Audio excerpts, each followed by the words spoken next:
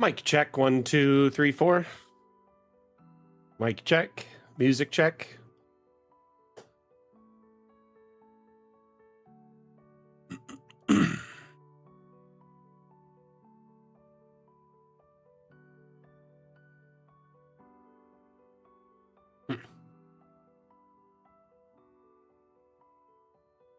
I am audible.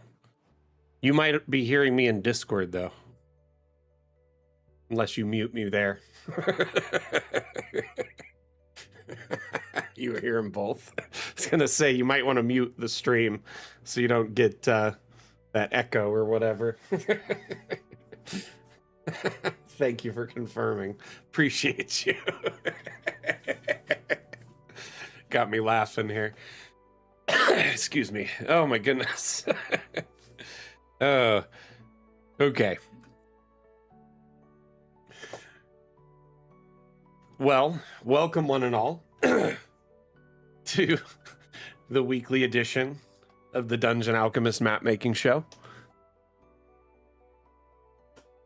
We're going to be starting momentarily, just doing some last moment checks, making sure the audio and video is coming through, making sure the music is coming through, making sure I see chat and video feeds for all our different stream feeds, because we are live on various platforms at the moment: Twitch, TikTok, Facebook, YouTube, and Steam, all simultaneously. So just want to make sure I see and got everyone possible. All the feeds are live. Everything looks good. Atlam, hello, hello. Is it me you're looking for? Hey, DM Crusader, how are you? So we got good audio. We got decent video. Excuse me. Let me take a sip on this water.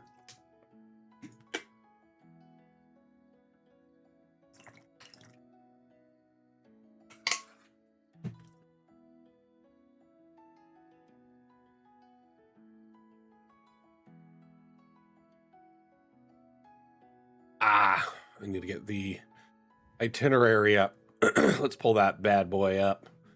All right, everyone. So,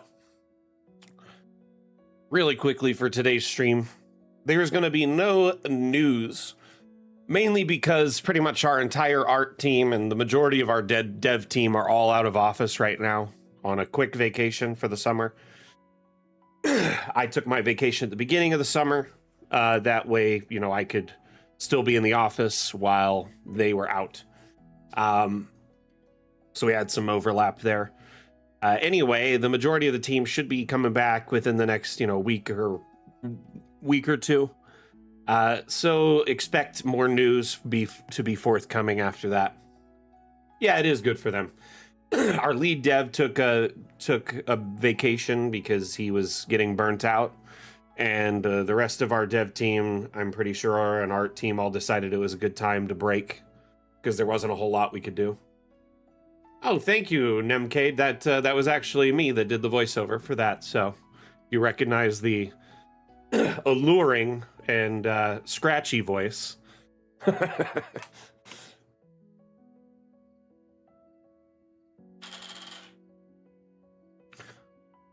The hand-drawn theme's pretty cool. I do want everyone to understand that it isn't like every single object and every single room type can be hand-drawn. It is there's a handful of room, generation tools, so room types, and then an assortment of assets and a new background biome, which is great for printed maps or showcasing assets, tokens, or doing the new hand-drawn room types.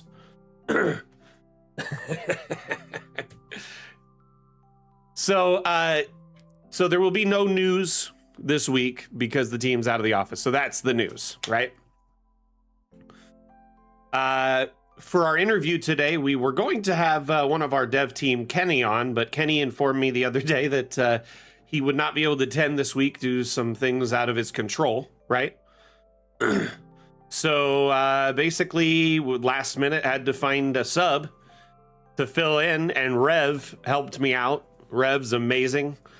and is going to be joining us for an interview here shortly. So Rev is our special surprise guest interview that you only got to hear about basically today. Sorry about that, Rev, and sorry about that, everyone else. Rev is awesome, though, for filling in. I had him on my roster for a future interview, and this just worked out. So,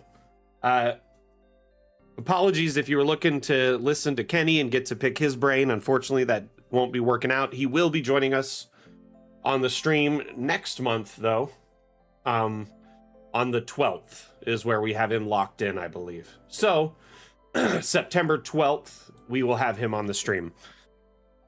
Let's see here. After our user segment, we will have our question segment, which is Dungeon Alchemist related Q&A. This is separate from the Q&A in our interview, which is related to the guest. This is Dungeon Alchemist related. If you have questions about our development, maybe you have questions about, a map you saw in the workshop and you're wondering how they did that. Maybe you were working on a map yourself and you're struggling with a certain concept or looking for something or wondering how to do a certain thing. Maybe you need help with your exports, anything. If you have questions that are Dungeon Alchemist related, save them for our Dungeon Alchemist Q&A segment, which will happen immediately after our interview.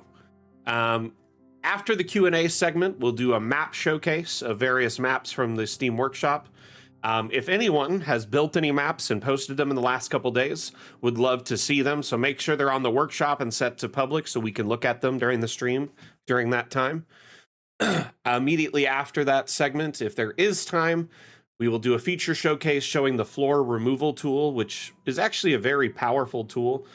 Being able to delete rooms or remove flooring can work to your advantage to make different flooring patterns or have cutouts within rooms, maybe have like an open space within a sealed room where there's open to the outside.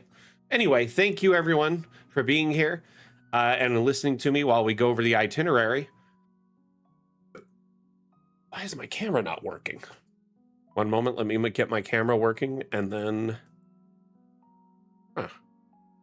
Weird. Working on that one. Oh, there it is. Okay, we're good. So our friend Rev, we could not get his camera working, and come to find out his camera is dead. So it's a little bit older camera he got at the beginning of the pandemic, and unfortunately he didn't realize it was having issues, especially on such short notice. So he will not have a camera today during his segment, but we'll be bringing him on momentarily. Okay, stand by. And I will pull him into our stream. So Rev, I hope you're ready. So quickly before we do that, actually, let me introduce Rev. So I've known Rev, I believe, a little over a year now, maybe close between a year and 2 years. I met him through our community, I believe, here on this stream. But Rev has been not only very active in our streams, but he's very active in creating maps for resale. Through whether it's through adventure packs on sites similar to DM's Guild. He also, I believe, does a Patreon. And so Rev actually is very active in that kind of content creation space where he makes maps in a monthly release, as well as offers packs for people to purchase and use for their campaigns. Yeah, Theater of the Mind interview. Stand by. We will be bringing him on momentarily. I just wanted to give a quick, brief introduction. Rev has also been a longtime participant of the Dam Challenge and has won a couple times over that time that he's been with our community. He makes amazing maps that I feel have very broad appeal, mainly because he designs them to be, let's say, more simple maps that have a broader appeal for more DMs. He understands that a lot of DMs don't want all the details filled in necessarily because they may want to add things later themselves, or they want a kind of a loose narrative to a map and it gives them more options for their storytelling. So let's bring Rev on here. One moment. Gonna unmute you now. Sorry if that was just an absolutely atrocious introduction. How are you doing today, Rev? I am good. No, that was perfectly fine. I was just gonna say I'm no Kenny, but I guess I'll do. Oh my goodness. Oh my goodness. That's, don't sell yourself short. You're quite an amazing person, actually. And can you hear him all? One moment. Let me turn you up and turn the music down. I'm gonna mute the music. Freestyle music. Yeah, we had a set volume marker for him. I needed to turn him up. One moment. Should be able to hear him now. Say something, my friend. Something now? How well Yeah. can I be heard? Say testing 1, 2, 3. Testing 1, 2, 3. Say Dungeon Alchemist is the world's best map maker. Dungeon Alchemist is the world's best Mac maker. He's not getting paid for that, by the way. So I can also turn the sensitivity up on my side if I need to. I tend you to should keep be my able to hear sensitivity him pretty good high. now. Can you all Very hear much him? unpaid. I'm gonna turn him down just a little bit so we're more balanced. It's even worse now that you can hear him, Anani. I'm just kidding. Jeez, everyone. No, this is a mixed reception here. So, Wouldn't have it any other way. I'm just kidding. So, let's give a warm welcome to Lord Rev. Excuse me, I've got this bit of a cough for some reason this morning. I think it was when you made me laugh earlier. I started coughing a little bit, and then it's just been ever since. So, way to go. So, Rev, I appreciate you joining us, especially on such short notice. And I would love to ask you some questions, and we're going to open chat up to questions as well. So if you have questions for our guest related to their map making, speaking of which, the map on the stream is a map made by Rev. He shared a few maps with us for me to put up on the stream for people to take a look at, check out. But I would very much love, if you have any questions for our guest, to preface your question in chat with the word question followed by the question. So example, question, Rev, how long have you been map making? Has it been almost exclusively to Dungeon Alchemist, or have you done it before that with other programs, or maybe hand-drawn, stuff like that? This is a real question for you, by the way, but also an example for the crowd. I started, oh God, probably 2-ish years ago. Started with Incarnate, but I don't know, so I couldn't get the feel for it. Like, great for doing a big map, like a big world map or a region, but I was trying to run a campaign. I wanted city maps, and I just could not wrap my head around it. And so I started searching Steam, and Dungeon Alchemist is one of the first ones that popped up for me. So I was like, all right, let me try it. And I haven't stepped away from it since. I actually used it to for my home game for a while it was running. I started using it exclusively. So you've been using Um, Dungeon Alchemist for about 2 years now, would you say? yeah, I'd say about 2.5, 2 years. And you said you started with Incarnate, so you'd never really gotten into map making prior to that? Not really. I mean, like as a kid, I think I drew little maps here and there, but nothing on the scale of like for a battle map or anything like that. Okay. Okay. Um, so when you got into Incarnate, was that about the same time you got into DMing then? Yes, because I didn't want to just go and grab maps. I wanted to tell my own story. I granted my setting was in Eberron, so I used a little bit from there, but I was changing a few things, so I wanted to make my own. I shouldn't say I needed to, but I wanted to. Hey, Um, I encourage that. In fact, taking that step to make your own maps is a big one, but it's good. So you started with Incarnate, you used that a little bit, you couldn't vibe with it. Assuming you signed up for a year and probably used it for a couple of months, and then moved on to Dungeon Alchemist. So you said you found us on Steam. Was it just searching on there that you found us? You're just like Mapmaker on Steam, and that's what came up was Dungeon Alchemist. I think so. Like there was a That's it. few. I think that's what I looked for, and a few of them came up. But I liked the look of Dungeon Alchemist more than the rest of them because That's it had that medieval fantasy look that I wanted. I should um, say has. so you said you started initially making maps for your own campaign. How long did that campaign run for? Oh god. Just under a year, like 9 to 10 months. It ended just like any campaign ends, the schedule gets all messed up. The biggest bad of all is Scheduling. scheduling conflicts. The curse of being an adult. TPK'd the whole party. So, man, scheduling conflicts are the worst. That or just adults who can't talk to each other about problems. Like, Yeah. anyway. I mean, yeah, and like just on that, I've tried others, but um, I keep I cannot step away from Dungeon Alchemist because it does what I need, and I like the look. That and by far, the DA community is the best I have run into out there. You hear that, y'all? He thinks we're the best. That's awesome. I appreciate that.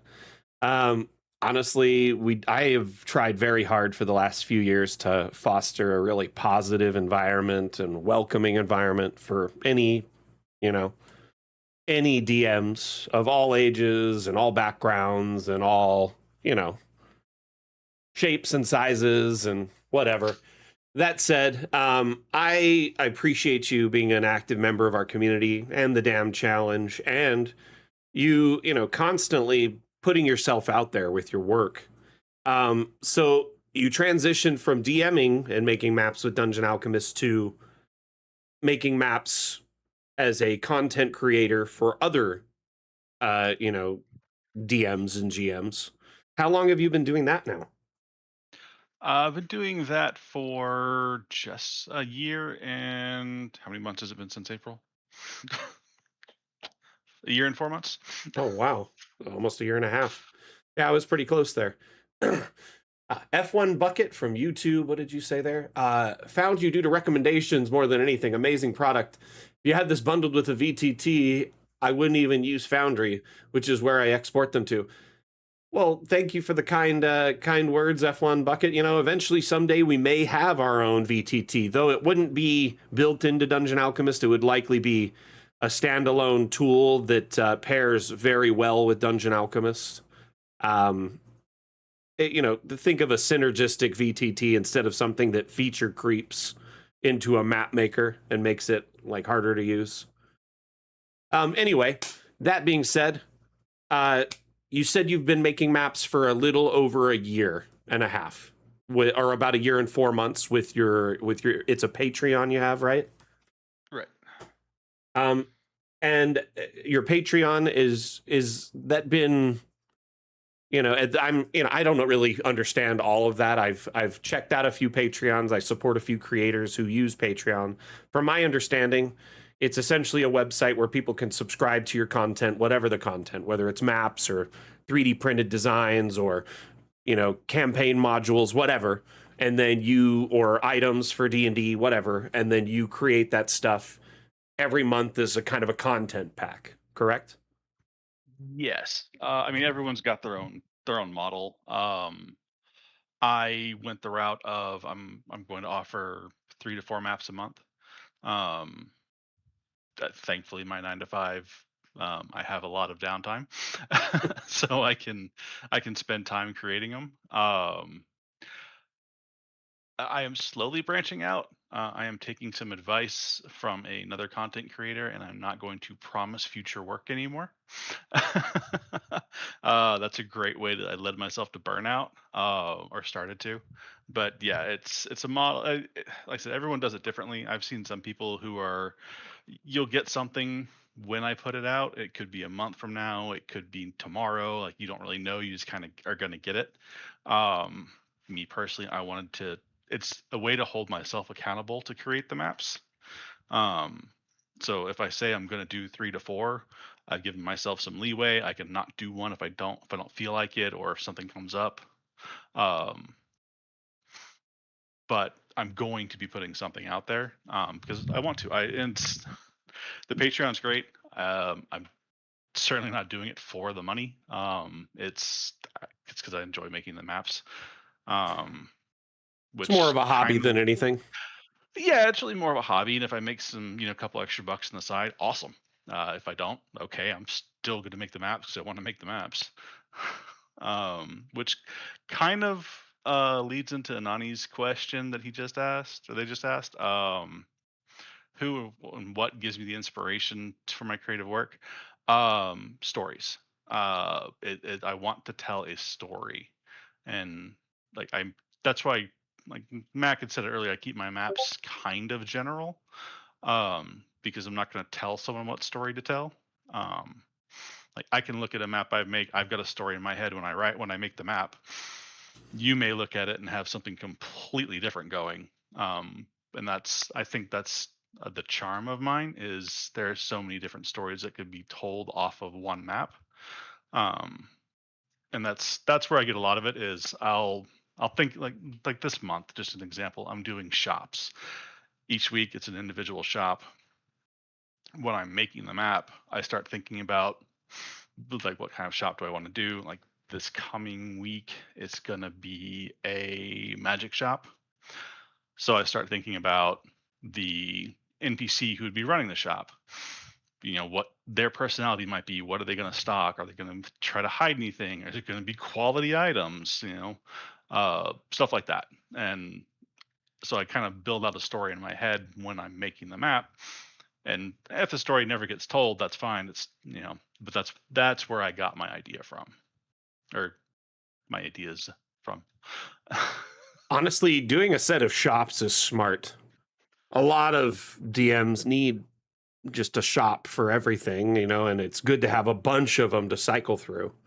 Um, so that's a good idea to do that, to be honest with you. And the way you come up with ideas for different maps, and the way you pace yourself, sorry, the way you said that, like, you kind of release them when you release them instead of on a deliberate, schedule. It's probably a good idea, especially if you're doing it as a hobby, to avoid burnout that way, and to avoid, just getting too much put into something that you're really just doing for yourself and for fun. That especially putting it out there on, like Patreon and stuff. I would understand taking your time and doing it at your own pace is probably the way to have your best success in a long run. Absolutely. Like I said, the best advice I ever got, from another creator, was Devin Rue. Never promise future work. Like people who are coming to, whether it's your Patreon, your website, whatever, they're looking at your stuff because they like it. You don't have to promise them you're going to have something out every week. Like they will check back. They will look in on it. If they really like it, they're going to be there. Um, so that's been a hard lesson, but it's kind of something I would tell anybody for any unprompted advice, is don't promise future work. I mean, to an extent, you want to have some kind of, like in our instance, we're promising Fun with Objects Part 2. That said, I could see, delaying promising it in the past probably would have been better in our case, because people have been waiting for it for like a year now. So, and speaking of that, game, welcome to the chat. Fun with Objects Part 2, we're all very excited for it. There's a lot of cool stuff on the horizon that we'll be teasing and sharing as we get closer to the launch.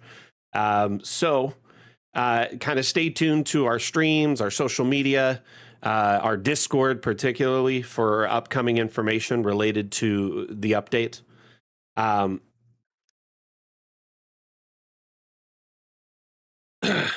yeah, so you collaborate with Deb and Rue, don't you? Right, just a little bit.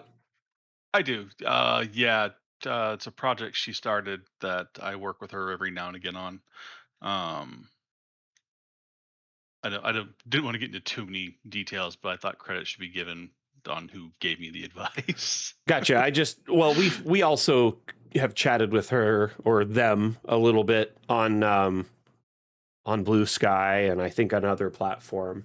There was talks about some collaborations, but I wasn't sure exactly what Wim wanted to do with them. I didn't know where it went. But that said, I just recognized the name. Um, anyway, so we've got some questions coming in from the chat, and I'm going to kind of address those in the order they were brought in. First one's from DM Crusader. What's your favorite RPG to play?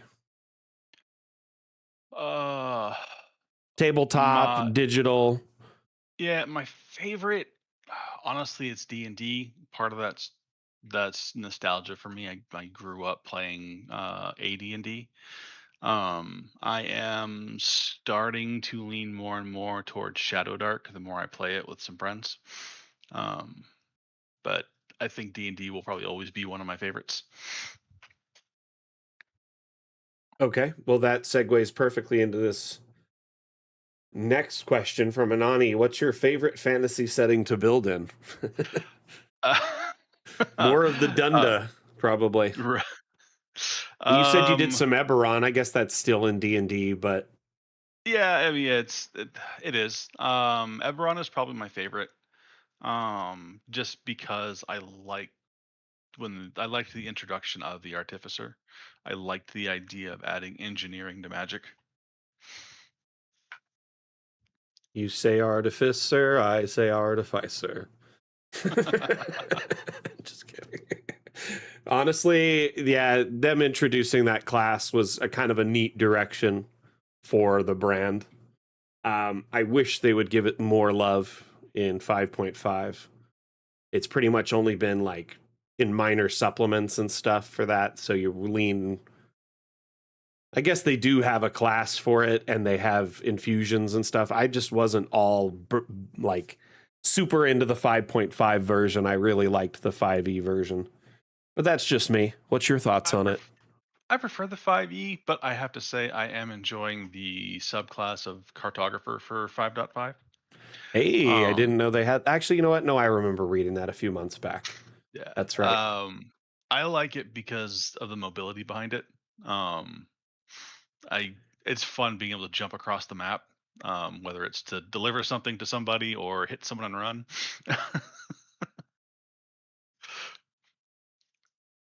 Honestly, the class is very versatile, like overall. Is this the one you were playing where you have a warlock artificer?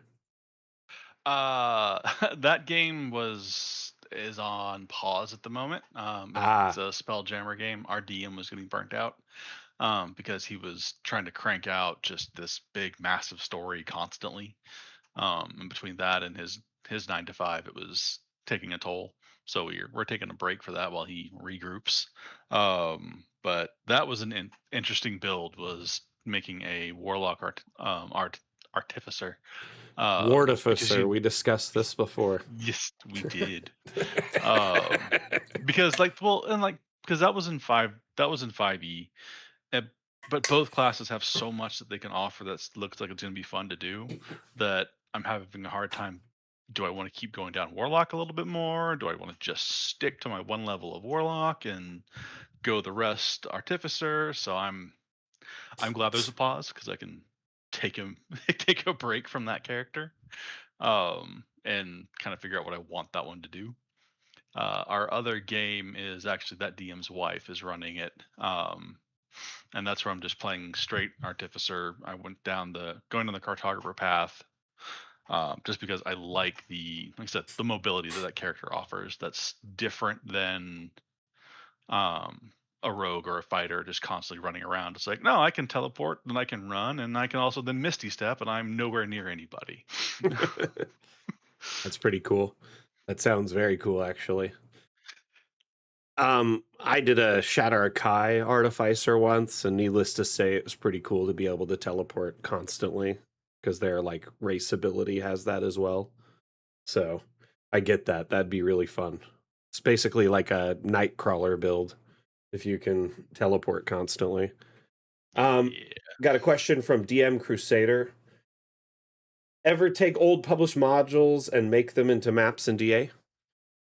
I have done that for one. And it was the Death House from oh god, Raptor, Strahd.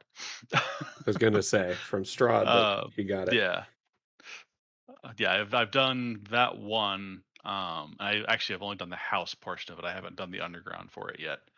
Um, I need to go back and redo it because I started that one before the multi-level was introduced. I'm sure a lot of those like readdressing many of the older, castle maps. It'd be cool to see them rebuilt for multi-level now.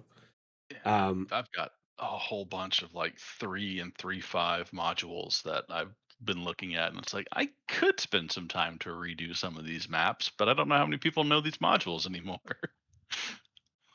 you never know. Could be like a big pocket of old school 3.5 players just looking for new maps. You never know. You could find your people there. Who knows? Honestly, Didn't I'd think about imagine there's that. probably a good market for it, Well, now I'm gonna have to go back through that folder and see what I got. especially if you could find the right people, like if they find your product. Does that make sense? Oh Um, yeah, let's or, throw it up on find Reddit and see. groups that are playing, AD&D and whatnot. Um, you are DM Crusader. That's cool. Hey, Chim, did you bring enough quesadilla for everyone? Wait, there's quesadillas. Oh, Anani already said, did you bring us some too? My bad. I thought I was the only one allowed to make dad jokes on this stream. Alrighty, let's see here. Okay, so we've got a question from, well, it's question and compliment from Anani. Found it very inspiring to look at your work when I started to use DA. Oh, you already mentioned this earlier. This is the one you answered, at least partially. Yep. Let's talk more about it though. Do you ever find inspiration in like just everyday architecture, or maybe in like things you might be digesting, whether it's a book or pop culture or a movie or something of that nature? Um, do you ever find inspiration from other maps on the workshop? I'm just curious. Let's dive deeper into this. While I'm Uh, uh, asking you this, let's have everyone else in chat let us know where they find inspiration for their maps. Go ahead, Rev. yeah. So, yes to all of that. Is short answer. Um, God, there are sometimes I can't look at maps on the workshop because I just kind of look at some of them and go, "How did they do that? I don't understand." Like some of Anani's builds when we first started seeing those, I was just like, I don't understand what. It's amazing, but what did you do here? um, but I mean, to that, I love looking at some of the maps on the workshop because some of them are very inspirational and awe-inspiring. Um, I say some, vast majority of them are. Um, I only get a couple pages in, and I'm just like, nope, nope, gotta step away. I'm gonna start having an inferiority complex here. Um, so you will find I have a lot of self-deprecating humor. Um, as far as like other media, I mean, I'll get inspiration just talking with friends, like family and friends about something. Like my niece could be telling me about a book she's reading. I'm just like, that might make an interesting idea. Um, and then like I was watching Attack on Titan, And I was like, I think that'd make a great D&D campaign. You just have to build the giant wall and encase everybody. And then I think the next anime I watched that gave me a really good idea was Delicious in Dungeon. And it was like, well, what if you combined um, Attack on Titan and Delicious in Dungeon, and the only way to get out of whatever realm you're stuck in that you're behind a wall is you have to go through a dungeon and you come out the other side as a level 1 adventurer. Hmm, interesting. So I still haven't made that map. I probably should. Um, but I mean that right there, that's a campaign right there at that point. Does sound like a whole Um, module. yeah, it really does. And oh God, sitting down to write a modules, that's tough. But yes, I really should keep a notebook handy because, like I said, I will just be having a conversation with somebody and I'll start getting an idea. And by the time I get to my desk, I've forgotten it Do you or have a I only have smartphone? part of it. I do. And I forget that I have a notes app on there and recording. Well, I was gonna say notes app. Yeah, I'm very bad about remembering I have a notes app. That's why I don't carry a notebook, even though I have one sitting right next to me on my desk now that I look over. So many notebooks, no notes written. I'm just kidding. Honestly, a Well, actually, Delicious in Dungeon meets Attack on Titan campaign sounds interesting for sure. Um, it'd be interesting also to think that. Sorry, when you said it, I initially thought that maybe this city is just nestled in the middle of a dungeon and they don't even realize it. So, because they walled themselves off and like have been just kind of doing their best to ignore everything else outside of their walls, I mean, which that would be cool too. also could be a huge dungeon. And so you're just a group of adventurers sick of living there, or you want to figure out what's outside the wall or establish trade with some other nation or whatever. And or people need to leave for some reason because the society's falling apart or there's an illness or any number of reasons, man. But yeah, I mean, that sounds like a really cool, interesting story hook. Just letting you know, you should pursue that. I mean, I am trying to get more into module writing. Um, like right now, I'm sticking to like small little supplements that mostly introduce a map, and NPC, like a person, place, and or persons, a place, and maybe a couple of like story hooks. Um, it's finding time to sit down and write all of it down that becomes the problem. Taking a step back from tabletop gaming and like map making and Dungeon Alchemist for a minute. You say you do this on the side of your full-time career. Um, Yes. would you care to share a little bit about your work with us? Like what you do for a Uh, living? the short answer is I support legal software. I make sure lawyers can do their jobs. Gotcha. Is it like Um, some kind of like LexisNexis type stuff, or what are you dealing with? uh, it kind of. So it is an AI software. You feed it documents that have been found through discovery or that you've just been handed because they have to be handed over. Mostly emails. Um, and our software will go through it. It finds things that look like they have a commonality to them, like a common idea. Um, not just the best way to describe it. Um, it's not always the obvious connections that our software finds, um, and then presents it Are you in a looking for way that commonalities between that case and other cases, or for other but information within the case itself? within the case itself. Gotcha. Like Interesting.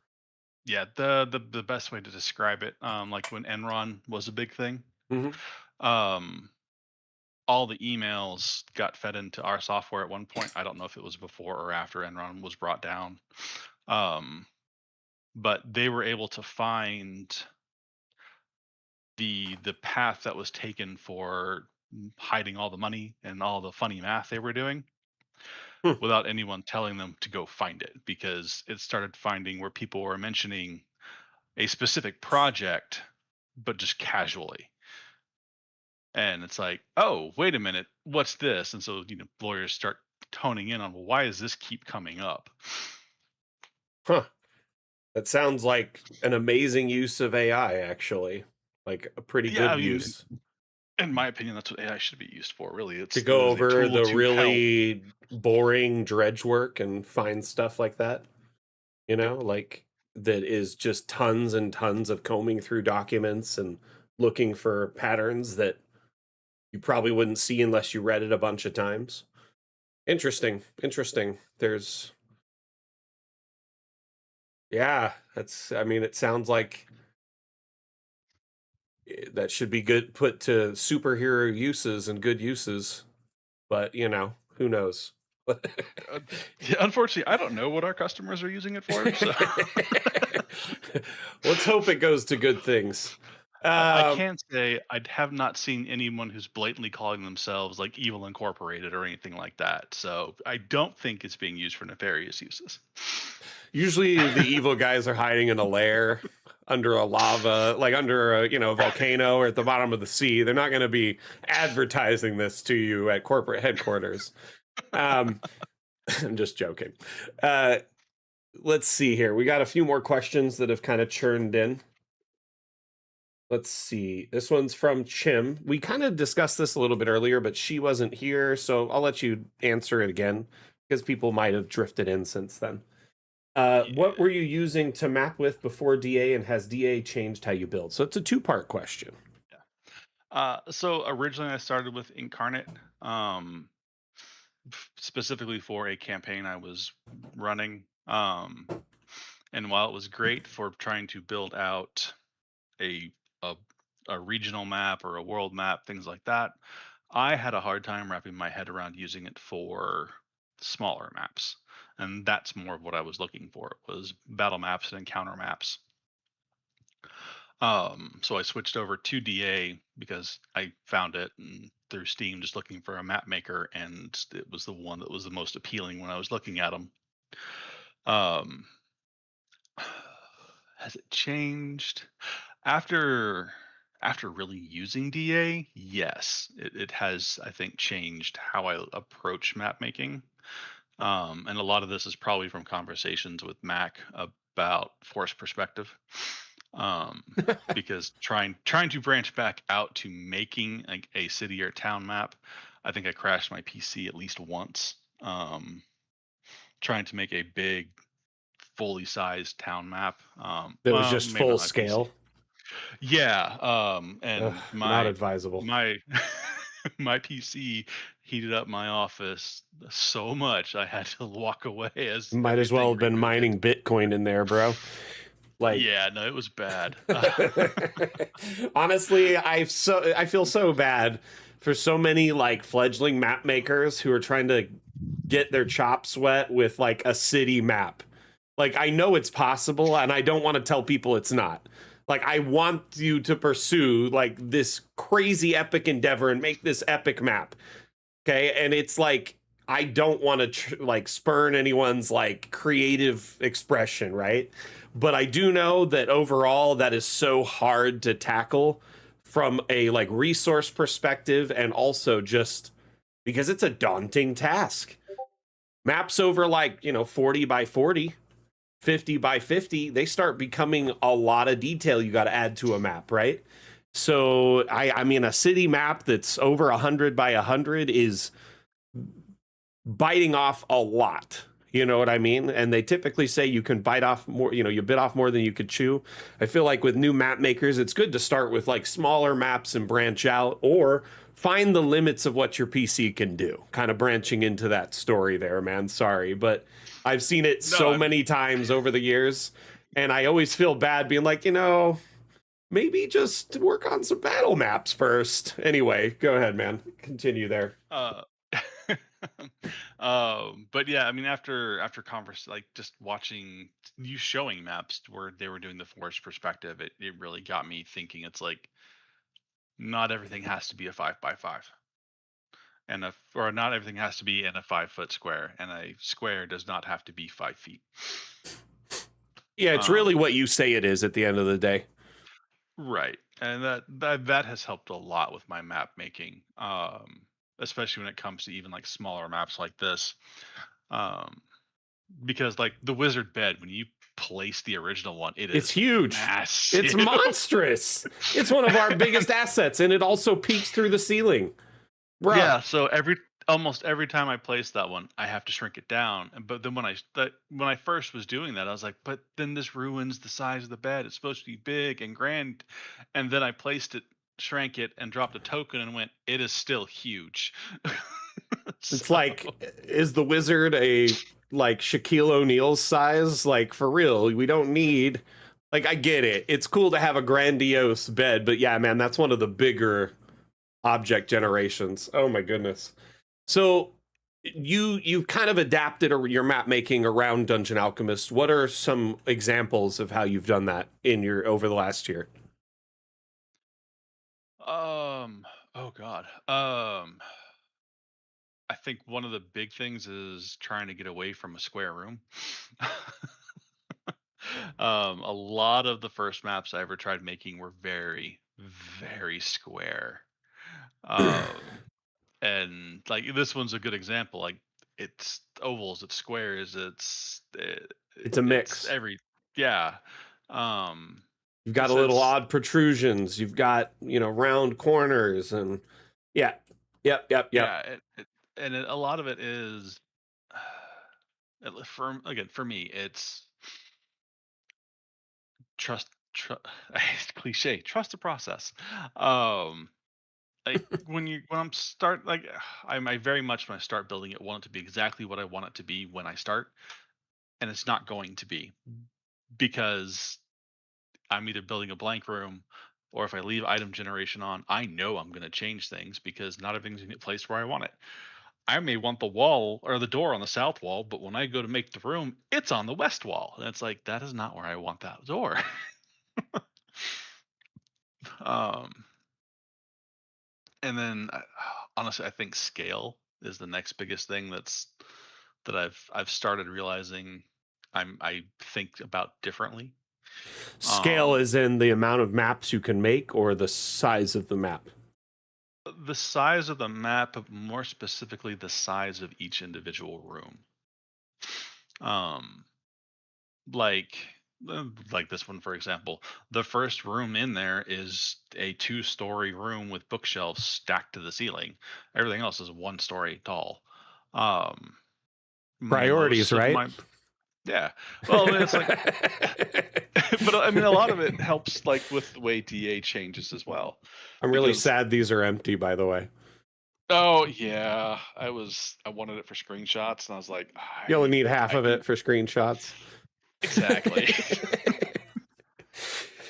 Well, then when you look like, actually, that leads to another thing. When you're looking down, because all the maps are played top down, You don't really you see don't it. see into all the shelves. Not unless you do I like a think, 3D perspective export like this, probably. But yeah, yeah.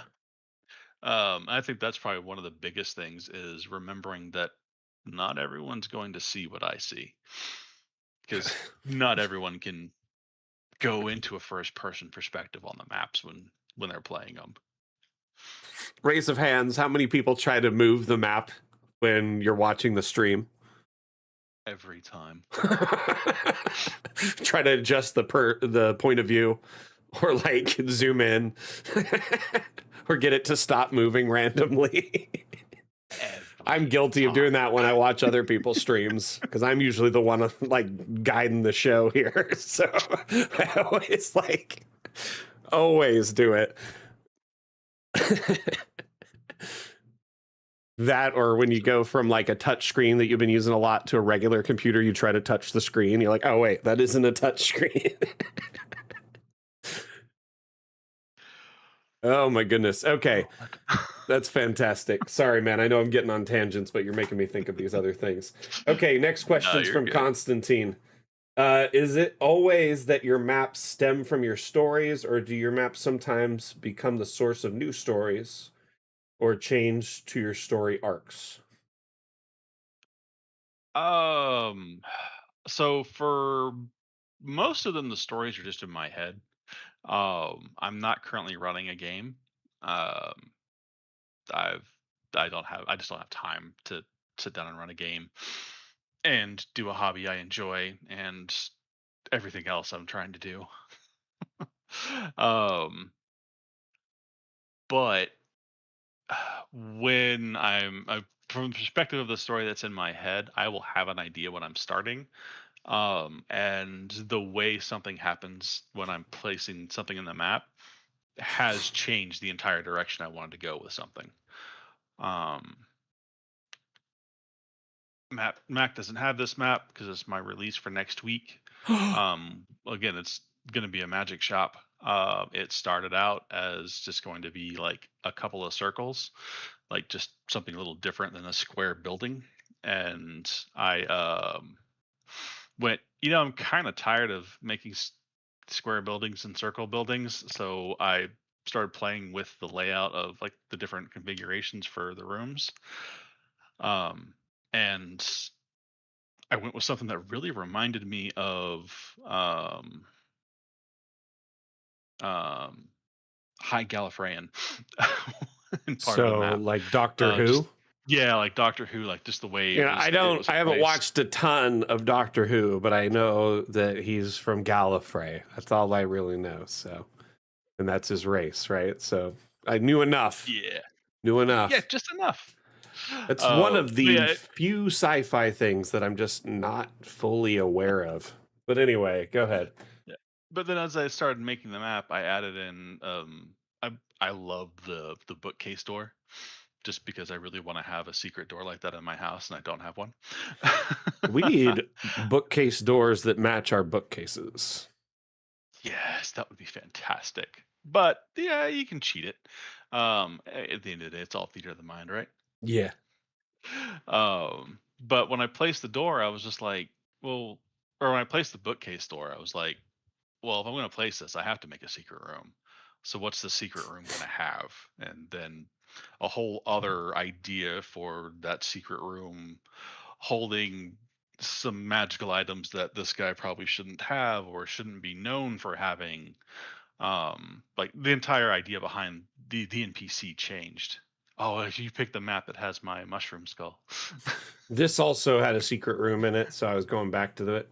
I actually took a picture from this room earlier for the teaser for the stream today.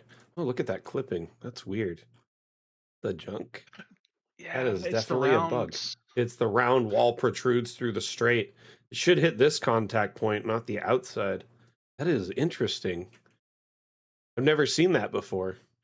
Sorry, go ahead. Um, Um, I was just gonna say, yeah, I've seen that. I missed that one. I usually hide it with a one of the freestanding walls. that's smart. It could just be a little bit further out. Um, Look at this view though. Isn't that clean? This little secret study. Yeah, I like this the this entire map actually was going to be a adventure supplement. I just hadn't gotten around to writing it yet. But I've already released the map itself. Didn't you Um, recently put out a map pack? I have a map pack out on RPG Trader, but I did also release a supplement for a tavern that I'd made called the Two Brews Tavern. Oh, yeah, that's Um, the one you did. That's right. I remember you were yeah, asking people to pick an image. So, yep. Um, so yeah, that one I'm personally really proud of that one because I sat down, made out the NPCs, gave them a little bit of backstory, a little bit of personality. I kept it, I think, vague enough that they could be dropped into pretty much any setting, but also enough for a DM to go off of and just run with it. that's cool. That's very cool. And you've got that one published now? Yes, it is published. Can you give me the link for that? I certainly can. While you're looking that up, we got a bunch of questions still, and we're going to get through all of them, so don't stress. Um, Atlan, will I was like, what are you talking about, Anani? Jeez. Mac wants toga. That's weird. The Atlam, things we uh, learn about Mac. or Anani, I should say, in this case. Uh, the your question is going to be the last question for the interview today. Oh, we got the link. Don't worry. We got the link. Oh, Anani, this typo shall ever follow you. Wanted to pull this up so we could take a look at it. Yeah, so that's a link to the where I've got it up for sale, but it does have Isn't some this a new site, examples. RPG Trader? I Yes. feel like I'd just seen them on Blue Sky recently as Yeah. well. I think they're like 3 months, 4 months old now. I think 3 months, about 3.5 months old. But it is just RPG related. Interesting. You know what? Let's throw this in dark mode because that's the true way to view any website. Absolutely. But a couple of the screenshots in there, or images in there, give you an idea of what's in Ooh, the you did it supplement itself. all D&D styles. This is I really do cool like though. homebrewery.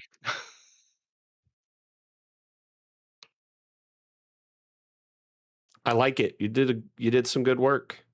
And this is for it's available, it like comes with all the VTT export stuff as well for all the This various, one, or is this just if you maps? scroll, I think it's just maps. If you scroll down, um, it should have a list of everything that's in there. Image only maps and VTT exports. Grid and Oh, no okay, so there's the grid. PTT. Cool. I couldn't remember. I put together so many packages of things anymore. This is cool. Has this have you had any traction on this site yet? I've gotten a little bit. I know I've sold one copy of this. And a map pack I put together for one of their first bundle deals to Hey, get is this traffic our to their site. Constantine? Sorry, I saw a review here from a Constantine. So I'm looking at your reviews. It is Constantine from our community. And look at your reply. Look at this. This is cool. I like this. I got to check this out. I've seen this recently a lot on Blue Sky, so I was wanting to check it out. So I'm glad that you got something posted here. It's very I mean, cool. I like the site a lot. And they do bundles. So if you're looking for something new, I think their next one is going to be a D6 games only. So just games that are based around D6s is what their bundle is going to be. So I've been wanting to, I think I'm going to reach out to these guys and let them know if they need anyone to verify if a map's AI made or not. I can do it in like a second. I can glance at any Dungeon Alchemist map and tell you, like, to a degree of certainty, if it was made by hand or if it was just AI only generation. So They are, for as new as they are, and busy as they've been, they are very responsive on either Blue Sky or in their forums. gonna reach out to them and just let them know if they have any maps they're worried about. They could always reach out to me because I can like laser those. I know for like eagle eye them. I know immediately. I'm able to find streams on my phone that are like on a tiny little preview like this, and I know it's a Dungeon Alchemist map. It's like a little teeny square. I'm so good at spotting DA maps now on the fly. If that was a superpower, I have it.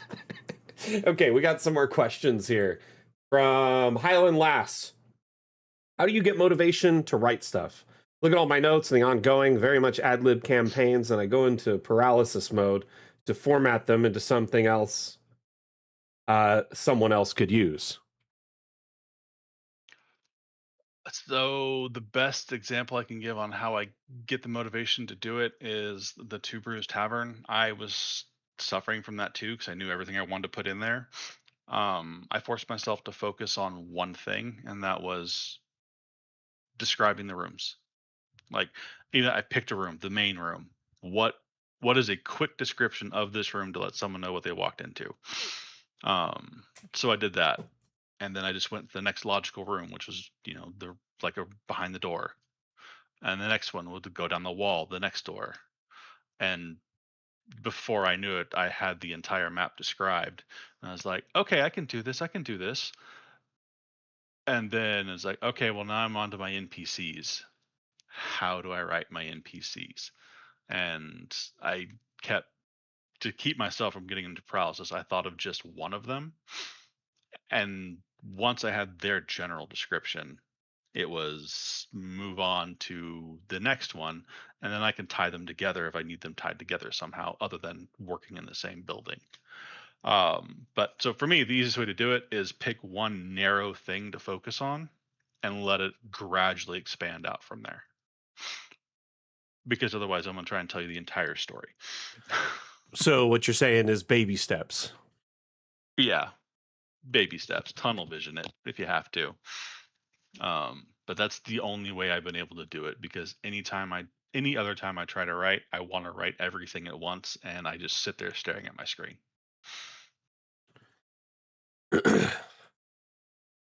um, okay. Highland Lass, I hope that answered your question there. Honestly, I imagine converting your long form content from your own campaigns into something that's digestible for an audience of DMs is probably a challenge in itself. It's not like something you can just convert your notes over 1-to-1 and call it a day. I imagine, you got to kind of mainline a story a little bit, especially at that scope, to give it a more of a, like, instead of it being super guided around obviously your campaign, which is a given.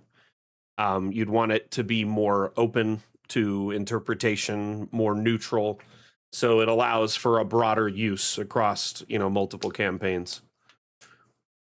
But yeah, taking a tiny step at a time is like probably the best advice for anything. Whether it's map making, your campaign, writing a book, learning a new skill, taking it one step at a time is the absolute best approach. I think everybody's so used to like a lot of things giving you like immediate success, right?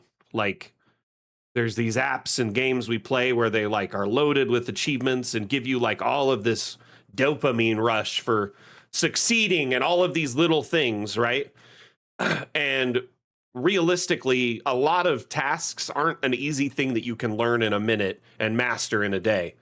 It's something that takes time, and doing it a step at a time is like it's the best approach. It's the most smooth approach, and smooth is going to get you there sooner than later. You know what I mean? Anyway, let's see here. Yes, eating an elephant, not Carl Sagan's creating a pie.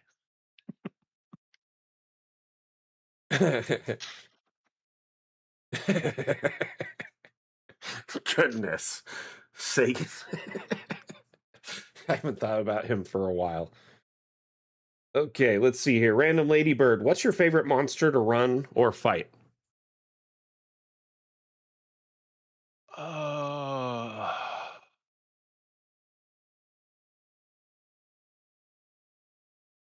God, that's a tough one.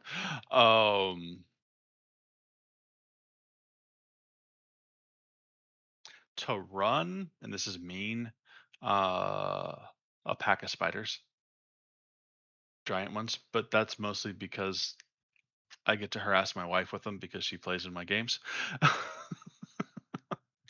So you just throw um, spiders at her and she's afraid of them?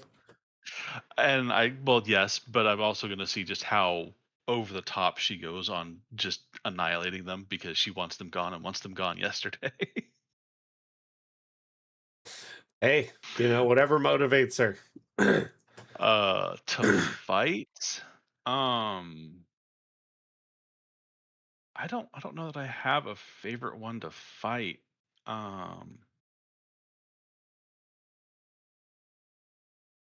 and I'm gonna I guess put that with, because I think every DM I've ever played with runs monsters a little differently.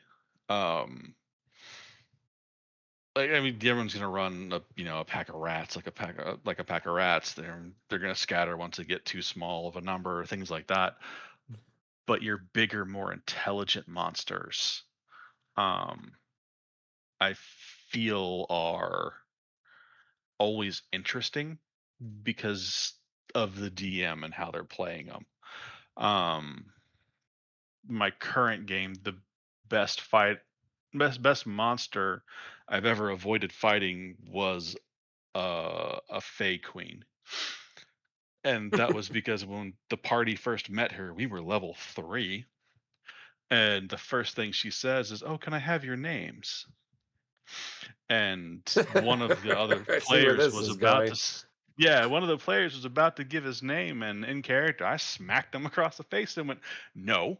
I turned to her and I go, "Unfortunately, we cannot give you our names. What we can do is let you know what names we go by so you may address us appropriately, as long as that is amenable. Otherwise, we will just happily go by, 'Hey, you. Can we have yours?'" And the response I got from the DM was, "I like you." No. What if you So give them we a fake name? oh, I didn't wanna try that with a Fae at level 3. You give them somebody else's name. "Can I have your name?" "No, but you can have Bob's name." I was given Bob's name at one point, and I'm giving it to you. My And name is it's Mario Mario. but yeah, so I don't if I had to actually pick if I had to pick a monster to fight, um, as odd as it may sound, it's probably a beholder. Just They are dangerous, bruh. But yeah, I they're know, fun. but there's so many ways you can go about tackling them. Like literally tackling them, or I mean, I've known a couple players who would try it. I have or have not had a character who would do that myself.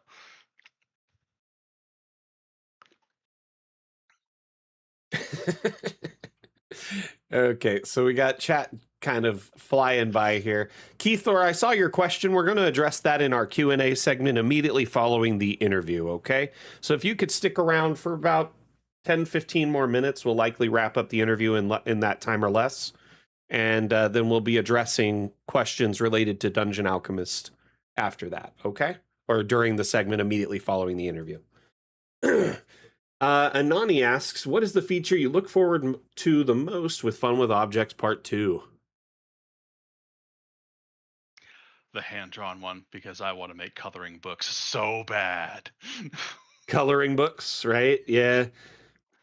They could be good for that, but just bear in mind there's only like 3 or 4 room types, so you're going to have a limited kind of base, but you can design a lot of different structure types, obviously. And you guys are giving us the ability to rotate every item on any axis. I mean, come on. There's endless possibilities. Even if even if the room types and the objects have to be limited, I'm fine with this. I just want to make coloring books. Honestly, I think that's a great idea for Dungeon Alchemist coloring books. Um, that or I could see people doing blueprints with them, because then it's like a sketch of the overall design of a house or a place before it's made. You know what I mean? Heist planning, yeah, it'd be good for that.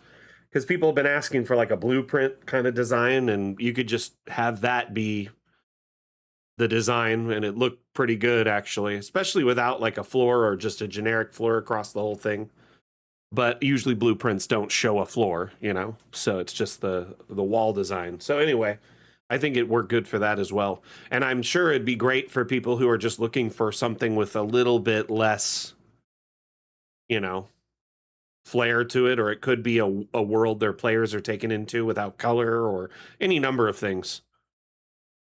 Bastion designs, heist planning, yeah, I like all of those. The coloring book one is I think is going to be done quite a bit. It'll be pretty fun to see what people come up with. Random Ladybird. Also, which sort of plot are favorite? Okay, let me read this again.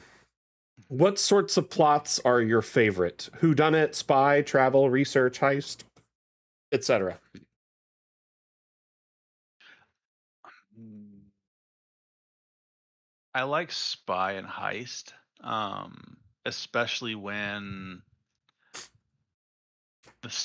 spy isn't just sneaking around. It's more infiltration. Like you have to get this group to talk to you for about whatever. Um, so it's not just sneaking around and seeing what you can hear, um, but actually like being more interactive with it. Uh, the heist I love when it's not when you because you have to well have to but you get what I mean when it's you plan out how methodically you want to get into wherever you're going to get something, because there's always that element of what if this goes wrong, like how do we get out of it. And I think those are my favorite. Like the fights are fun that can come of those, but definitely the planning that goes behind a lot of it. I imagine a group of players planning a heist. They probably think they're like Ocean's 11, but it's like a bunch of toddlers in like a preschool planning a heist. Like, I swear, I often worry about some groups out there listening to them because they are so haphazard with their characters. Have any of you, is any of your player groups out there like listening to them try to plan to get around something? Their plans almost always go awry or never to plan because the plans are like pretty much set up to fail from the get-go. I've listened to so many different players over the last 6 months because I've been watching a lot of streams and they always make me laugh. Like, oh my goodness. Going for maximum mayhem is usually the plan, I've noticed for some groups. Hey, it works. Let's see here. Tropism, not a question. Just wanted to say thanks to Rev for helping me set up my Patreon early Oh, on. you're welcome. I'm glad I could help. I hope you have great success too, That's because awesome that your you helped maps him are out. really awesome. Just breathed in a cat fur. Um, Next is from, this is the final question of the stream. Actually, we got two questions. We got Lalandra and one from Atlam as well. What is your favorite thing? This one's from Lalandra, that has ever happened in a D&D game when you were a player and when you were a DM. Um. Okay, this one's gonna go back. It's for when I was a player. Um. Okay, I've got two for a player. One, I was playing a bard, um, and I was a gnome bard, and the party I was with had a barbarian, a rogue, a cleric. I think that was it, and me, of course. Um, and we're trudging through a swamp, and out of nowhere, this undead, like ancient red dragon, just or black dragon, just drops down next to us, and its fear aura goes off. Everybody in the party but me fails their save and hightails it out of there. So we do initiative. I get to go before the dragon. I got real lucky, and everyone else is gone. And my character just looks at the dragon and goes, "I'm gonna go with them. Bye," and decides to run. But it was my favorite because I'm playing this squishy little bard, and I'm like, I'm not scared of you, but I'm not stupid either.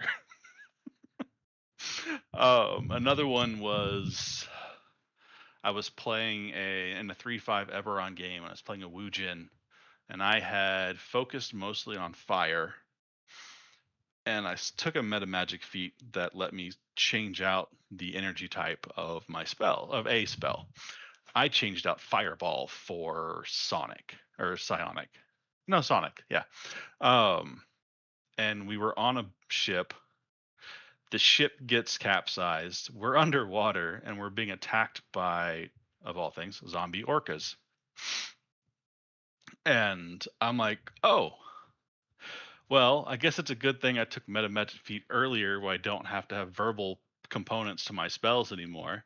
So I cast Fireball underwater as a Sonic Ball. And my DM just stops, looks at me, and goes, "Did you just cast a depth charge on my Orca?" And I went, "I did. With a rod of Maximize, I'm going to need you to roll damage." S- um, so it was great just throwing the DM's plans out the window. He's just like, "I thought I had you guys. I put your caster underwater where he can't use fire, and he does this to me." Uh, um, as a DM, the last game I was running, I wanted to take my party to Candlekeep. So I had them find a book I had made up, and it had like 5 or 6 different languages that were swirling around on the pages, made it impossible to read. I forgot the spell comprehend languages was a thing. Um, my warlock did not, had it, went on. They were taking a rest. He decided he was going to cast the spell and read the book. So I had to make up what the book did on the spot. Um, Technically, hey boss, technically, don't mean to rules lawyer you, but comprehend languages only translates languages. It doesn't decipher ciphers or magical text. yeah, but because he caught me off guard, I gave it to him, and it. So what it ended up doing is it let me. I gave them. I asked him, "Are you reading it out loud, or are you just reading it in your head?" He said, "I'm going to read it out loud." I'm like, "Cool." So I didn't go into what the book was. I just said, "So as you're reading this book, you feel this wave of energy shooting off of the book, and everybody else who's asleep, I made them. I forgot what role it was now. I no, I asked for their passive perception. Everybody else fails it, but they wake up and they feel different. And each character or each player got a new ability that was going to make grow with them. Um, like one of our players, our cleric of all things, got a vine whip. Um, she was not of any nature domain, but she now has a vine whip that's like a tattoo on her arm.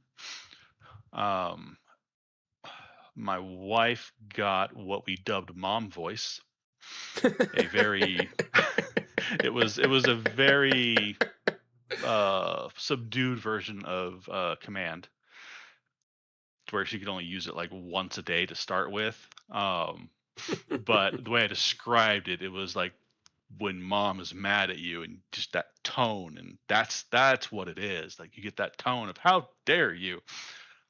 She then used it on a noble, and I was like, all right, fine, we're gonna roll for this one because this is a noble. She rolls a natural 20. I roll very poorly, and I'm like, wow.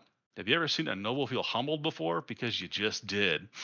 So it was my players throwing me for a loop because I fully expected them not to try and read this book for some reason, because I described it as you start trying to read it and you just start getting a headache, and no matter what you do, it just like you get bits and pieces of languages, but it all just jumbles together and it hurts your head the more you look at this book. I was like, cool, that'll dissuade them from doing anything with it. No. Players always got to be throwing a wrench in your plans, huh? Oh, they do. um,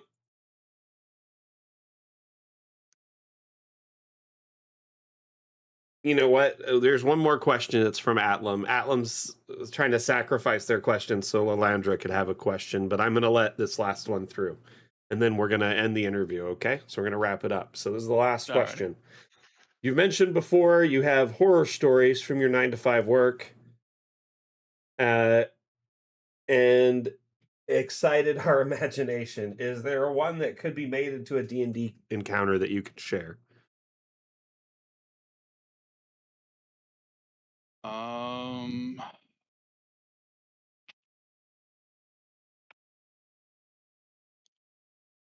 While you're thinking about that for a no, second, mom voice, it made me laugh so hard because it'll probably be prefaced with something like, I carried you for 9 months. I took care of you your entire life. Oh. I mean, yeah, it's yeah. That guilt trip and then the how dare you. How Uh, dare you?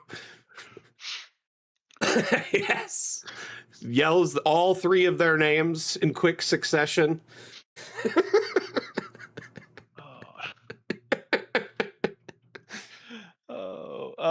Okay, so horror stories that could be turned into a D&D game. From my current 9 to 5,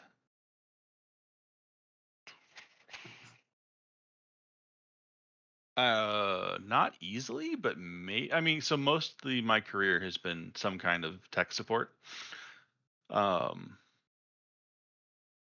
so it'd be hard to turn that into, well, I mean, okay, so yes, if we made it into like a like Reboot, the cartoon. Oh man, I haven't thought of reboot in so long. Yeah, it would have to be something Oh like that man. where the players are like pulled, because I do server support and software support. So you'd have to kind of be pulled into the server and have to build something off of that. Could it be done? Probably. Um, do I have something right off the top of my head? No, but I might later. Now that I think about it. Come up with something, man. That or like Superhuman Samurai Cyber Squad type thing. You remember that show? Also around the time of Reboot, but it was a live action where they would like kind of like Power Rangers, but they'd fight on computer circuits like Tron style against Vague. viruses that were like I kaiju. vaguely remember that one. I loved Reboot. That's the one I've Reboot was always stuck heckin' with. good. They recently found the master tapes of Reboot as a part of an effort to preserve them and convert them to high def. And they found the actual player, the tape player that could play them, like in like a warehouse somewhere, and they were able to convert them to high def. Oh, I know Tron nice. was the original. I know. Yeah, those huge tapes. Um, it. I mean, Random Ladybird, we could definitely make a Warehouse 13 if you think about it. We have hundreds of thousands of assets between our stock and the workshop. And the Warehouse 13 is everyday assets that have magical properties, not just things that are, flashy. But yeah, look up the Reboot stuff. I think they'll be on YouTube eventually as high def, so you could rewatch them. Sorry to derail that, but you were talking about it. First time I saw it in the news like 6 months ago, and then first time I heard somebody actually say it in like a conversation in years. So No, Reboot I'm gonna have was to go my find joint. that. There's that, and then the New Adventures of Johnny Quest, which was like on TV right after Reboot. There were so many CG type shows back then. They were trying so hard to like make that popular, and they did a pretty good job for the era. Beast Wars killed, like did pretty good, all things considered. Yeah, Beast Wars was one I got into for a little bit. Okay, moving on from that. So I think you could make an encounter based on your work based stuff, at least your past horror stories. You should give it a shot. Get inspiration from your work. I allow my Alrighty. work to give me a +1 inspiration for once.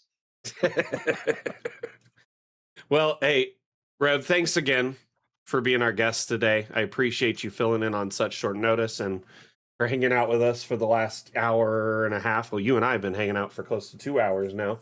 Um, appreciate you for sharing all this information with our community, letting them pick your brain and get to know you a little bit better.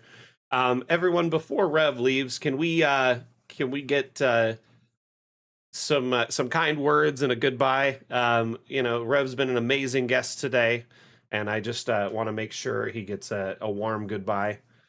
Oh, I'm happy to do it. We got some I chat on coming in here. Oh, sorry. Go ahead. What were you saying? Oh, I was just saying I appreciate the opportunity to talk with you and to just the community as a whole is amazing. So happy to be here. Honestly, it was my pleasure to have you on. Honestly, you're amazing member of our community. I really appreciate all you do for, you've helped a bunch of people out in our community, clearly. And I appreciate your participation in the Dam Challenge, and for being an active member on the stream. It was really nice to chat with you like this and get to know you. I'm a little bummed we couldn't get your camera working, but no big deal. Honestly, thank you so much for being here today, and I hope you have an amazing weekend, my friend. Same to you, sir. And everybody else, have a great weekend. I'm going to end the call on Discord, and that will Alright. disconnect you, my friend. Have a good one. Thank you again. You too. Bye. Bye. Oh.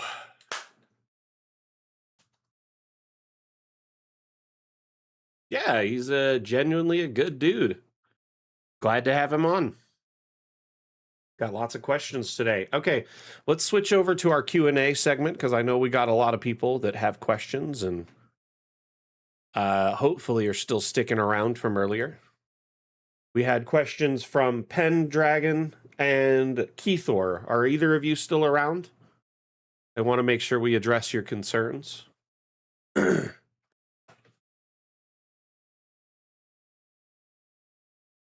Thank you, everyone, for being here for the interview, for sharing questions and hanging out.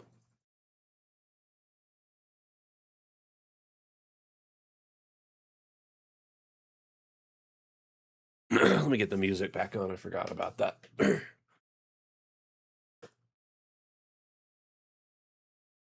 Music. Oh, no, let me turn that down first, or I'll blast out your eardrums. There we go. Cool.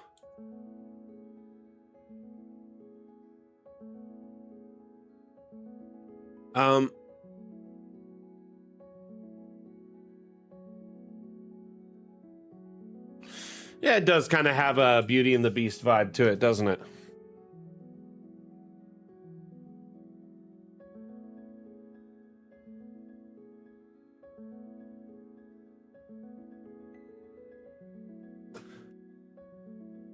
Okay, so Keithor, your question. Let me just make sure Pendragon is not here or not, because they asked a question before you while we were in the interview. Just want to make sure if they're here or not. If they aren't here, we'll address their question after yours.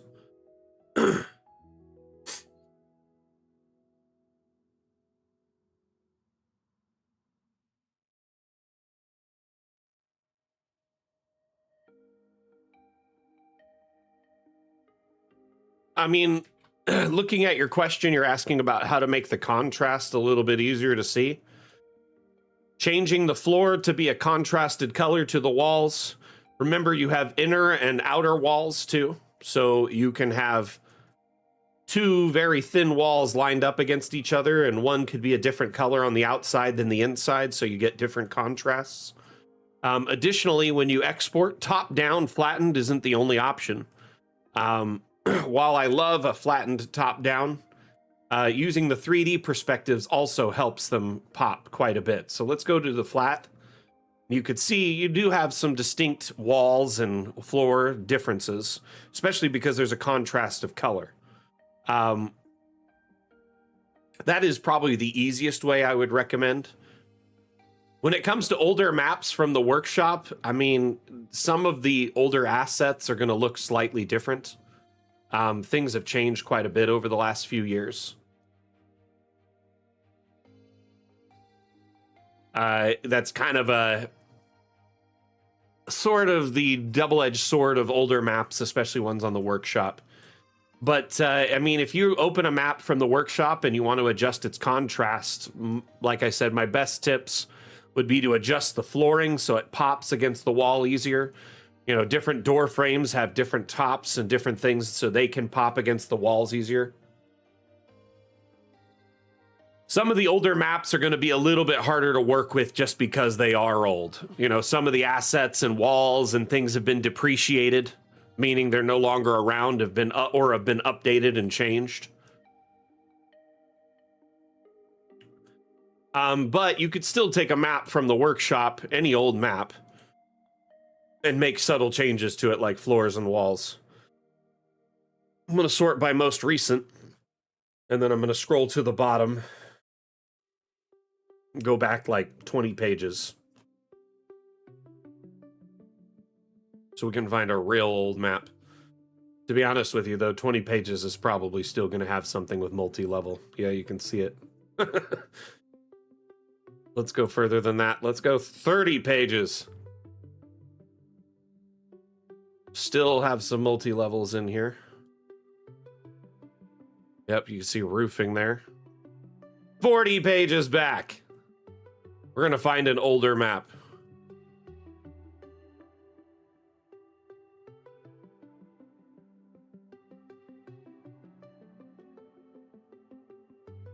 So like this one here, it's not got a lot of contrast between the wall and the floor, which may make it harder to see some things. Let's check it out. Harrow Stone Prison Basement. Okay, we'll pull that one up. Honestly, though, the way you're approaching it, I mean, Owlbear, I know they have like some tracing tools and some outlining tools. It's a great way to quickly highlight things. Adjusting your export settings or adjusting the floor quickly in a room or the wall in a room to be a slightly different color one than it currently is will help tremendously. And then also just learning what to look for. Over time, it gets easier to spot what's a door, what's a window, what's a wall, etc. Let's pull up that map, though. Good to know.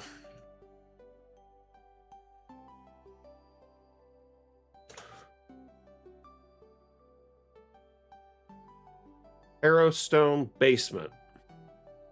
Well, part of the problem I can tell right now is because the floor is super repeated pattern, so that's going to be a problem. Let's break up the monotony so you get a little bit different vibe. I'll give you some examples. So one thing, for starters, is the creator decided to bring these walls, the cave walls, directly up to the actual wall, and then the actual wall is a gray, and so it's really hard to even distinguish when those are there. To be honest with you, it's almost unnecessary. Having brown doors, that helps contrast, but these stone floors are the same all the way across, so it's very monotonous. Oh, no, not at all. This was an older map, okay? And an older map had limitations. Limitations in the assets available, the floors and wall types, what you could do in each build. But I'm pointing out some things that might be the reason the contrast is rough.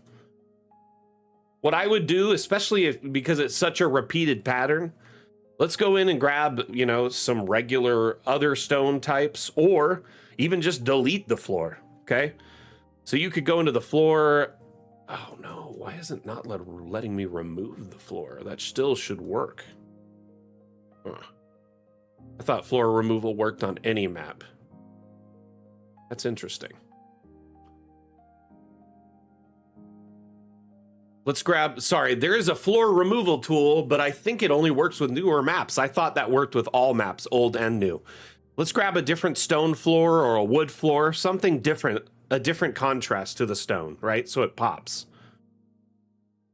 Let's do like these planks. Doesn't have to be stone in every room, right? That's one way.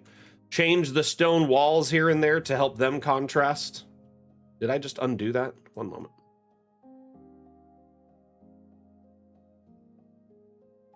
I might have undone that. One moment. There we go. Looking at the walls, let's go into this wall tool, right? You have different types of stone walls, different colors, different shades. So this is like a gray type. Let's find something maybe a little bit more white stone. And then we'll put this on this side, right? Notice how one side is the dark gray and the other side is that light. It has a different contrast to this point. Does that make sense?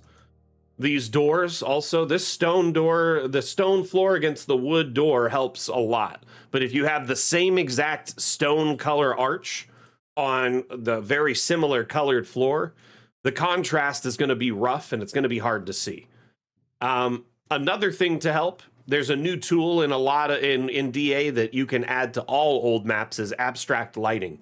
So you can go through and put a little bit of lighting in certain places where you know there's a transitional point, and it helps make those points pop a little bit more.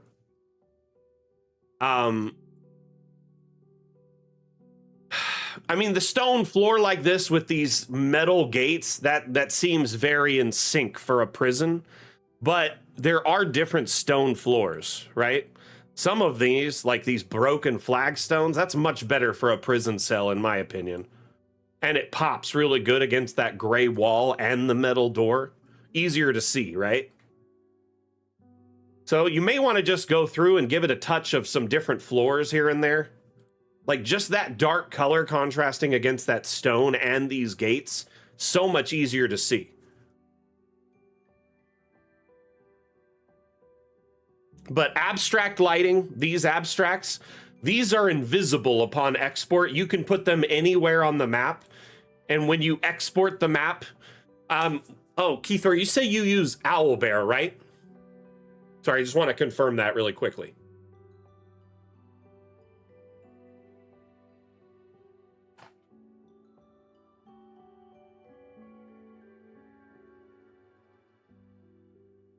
Well, while you're answering that, when you export a map, any of these lights you add, these spot lamps or these other lights, the light they cast remains, but the light housing is invisible. It disappears. So, what export settings are you using for Owlbear for Dungeon Alchemist?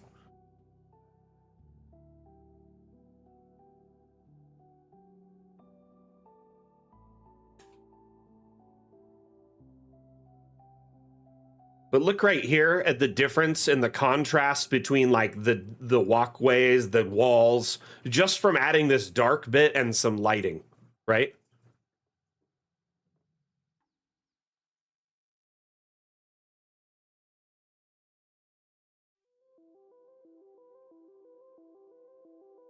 So I do know we don't have a direct export for Owlbear, okay?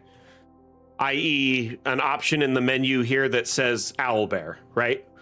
But I do know Owlbear has extensions or like modules. I think they call them extensions in their space. The extension market has a extension called Smoke and Spectre.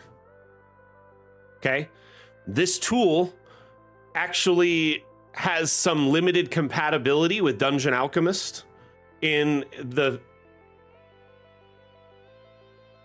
that's a great tip, Rev. You actually did that on your map earlier. I forgot to point it out.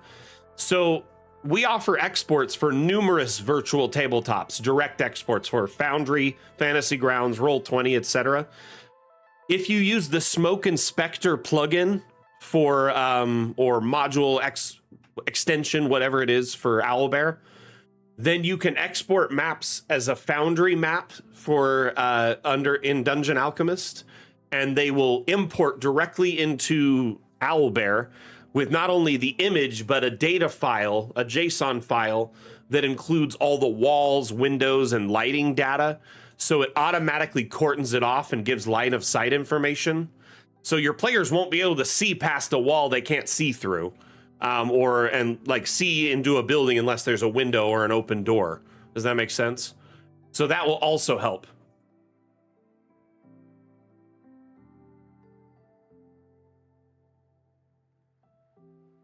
But yeah, my friend Rev's suggestion is to break up that pattern too. So you could break it up with another piece of floor tile, like put in one of these. Here, let's change this to just one. Like a dirty one here, right? Here and there, so it breaks up the monotony. Alternatively, I love to grab like stones or pebbles. These right here, these rocks, these help break up the monotony quite a bit. You can put them all over in your dungeon, rotate them, put a few of them on top of each other, spread them out. They help break up that patterning so it's easier to like follow it. You kind of got to think like how video games do things sometimes.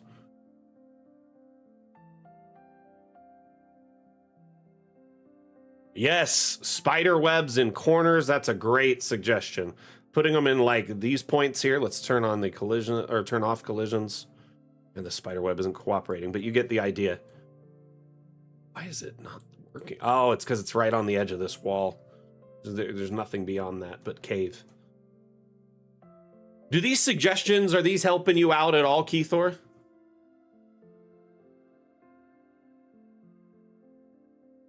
So, insert a random floor tile, add detritus, cobwebs, junk on top of it to break up the monotony here and there. These big rocks, we can always break them down into a smaller rock, whatever.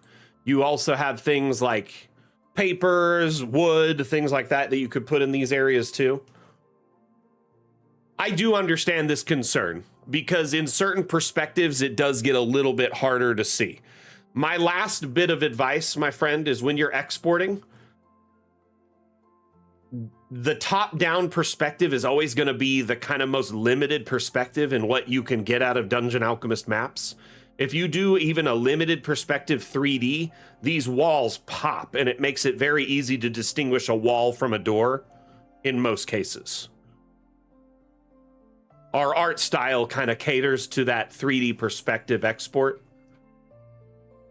It's not a true 3D model, it's a 3D kind of fisheye of the map, giving you a better look down all of the walls and whatnot. Let me show you in a top-down. So this is a flattened top-down, right? This is essentially what it would look more like in a limited perspective. Notice you can see down the edges of the walls instead of the top of them only.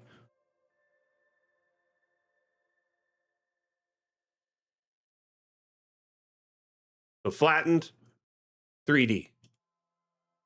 Flattened, 3D. Doing it in that perspective makes it easier for you to build, right? In a 3D perspective makes it easier for you to perceive what you're looking at. So maybe it might be easier for your players too, if you try that.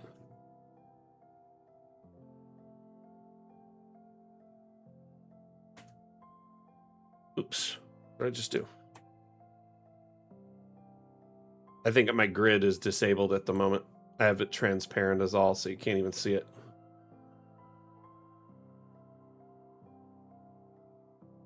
Hey, is there no grid? Oh, I didn't save it.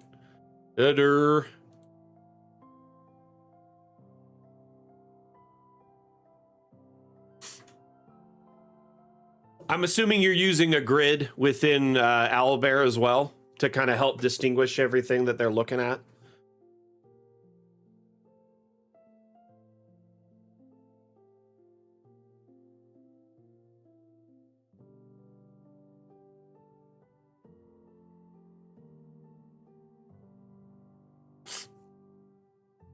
So, Keithor, I hope these suggestions help you out. If it were me in your case, I think the floor is the biggest problem. It contrasts poorly with the walls, with the cave, with the doors, with everything. It's a great floor, but it's not great in this instance. Let's try a different stone floor. Like that pops so much differently to the other one. Even a lighter color would probably go a long way. Now that's too dark. Let's see here. That one blends, but it also has some different colors mixed in. You get what I'm saying, though? Finding a lighter stone profile to mix against these darker walls will do you wonders. Looks easier to see the gates, easier to see the walls, easier to see the doors. That 3D perspective should help a little bit too, but the quickest thing I would think would be to change the floors. Re-export the map with new floors. Just tell your players the prison got a facelift.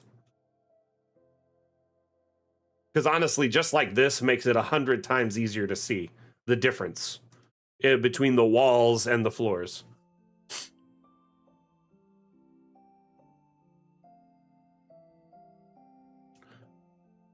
So, Keithor, what you want to do is export Dungeon Alchemist maps with 0 grid present, right? The grid for Dungeon Alchemist is really only for building while you're building, so you have a reference of distance.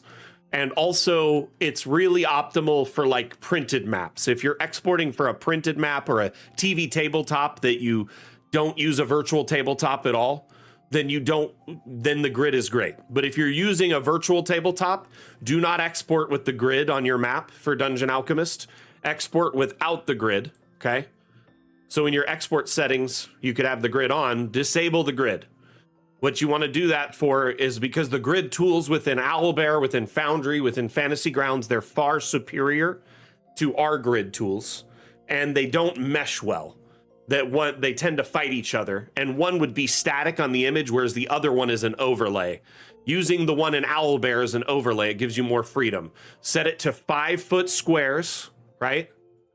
So you set it to a 5 foot interval, and it should match 100%. And if you're having trouble, you can always reach out to the Owlbear community through their Discord. Their community manager is great. They're also really active on their subreddit.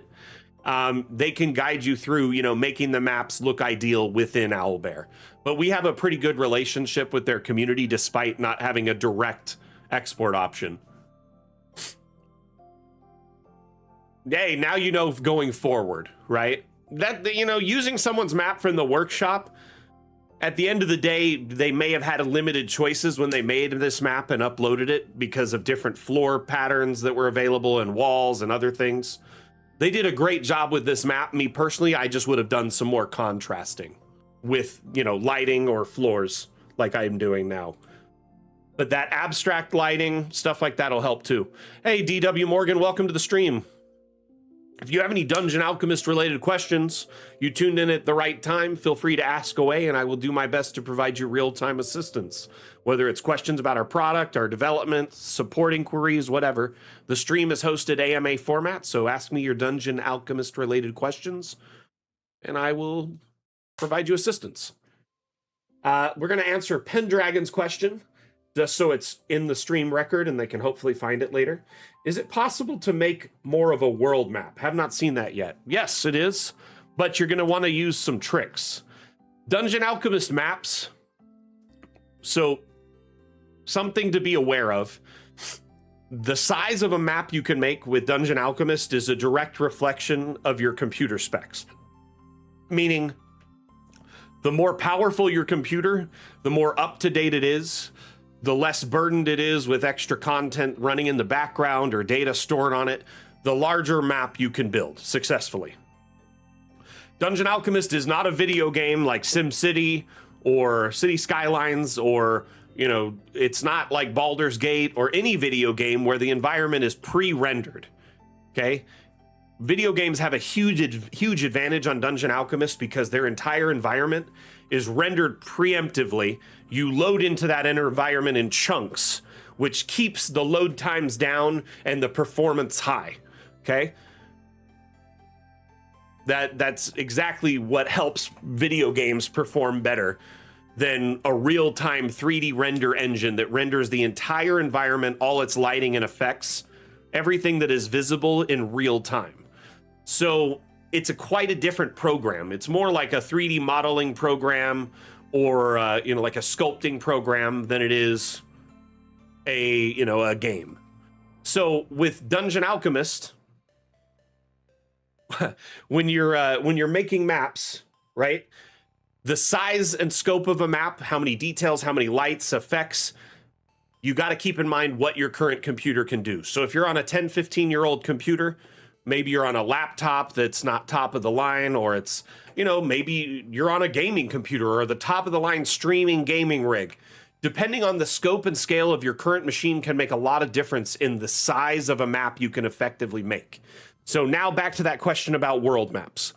There are quite a few examples of world or regional maps shared on the workshop. There is a Faerun scale map, the entirety of Faerun, that is made using both massive scope. It's over 250 by 250 tiles, but it also is using force perspective. 250 by 250 tiles is not the size of Faerun. That's not even the size of Waterdeep. Okay, that's like one district in Waterdeep. That's tiny, but this person used a clever trick called force perspective. Instead of making everything its actual size that Dungeon Alchemist is by stock, they scaled everything down to a tiny miniature, right? Because you can resize objects to smaller objects. They made all the rocks feel like they're mountains, okay? And they bunched a few trees together to feel like a forest. And they maybe dropped a few little dog houses in an area to make a village. So as a result of which, this map, which it's actually quite large by Dungeon Alchemist size and scope, but factoring in how big Faerun is, this is insanely small for how much they've packed into this. And it's because they used forced perspective. So Dungeon Alchemist can make all sorts of scale and size maps. But A, you want to have a powerful machine if you're approaching a very large scale map. And B, if you want to try and pack a city or a region and you don't have a powerful machine, forced perspective is the way to go, i.e. shrinking assets down and making a miniature map, a scale map. It's going to take a while to load, Shlomo.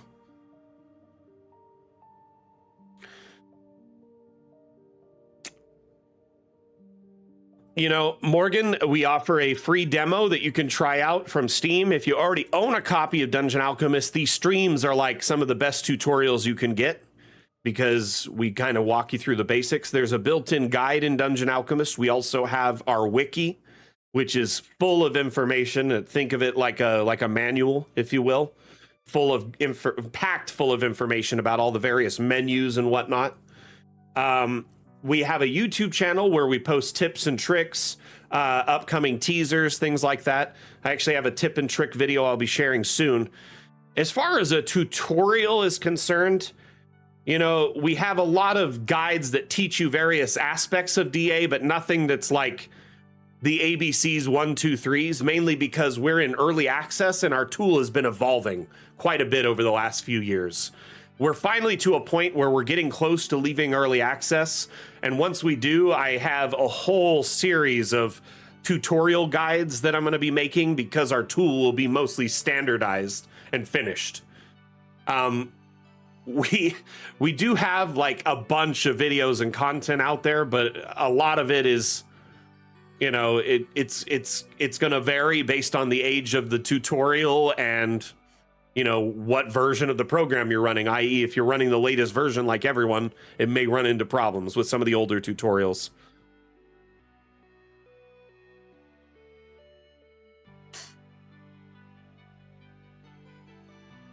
Gotcha.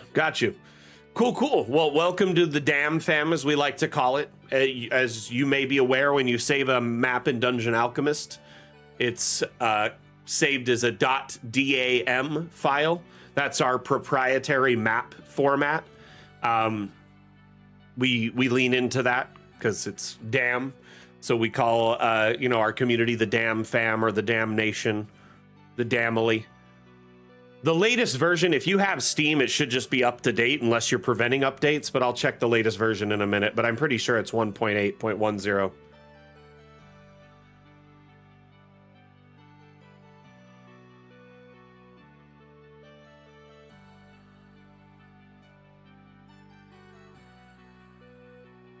What was the question from Lion Tribe? I missed it.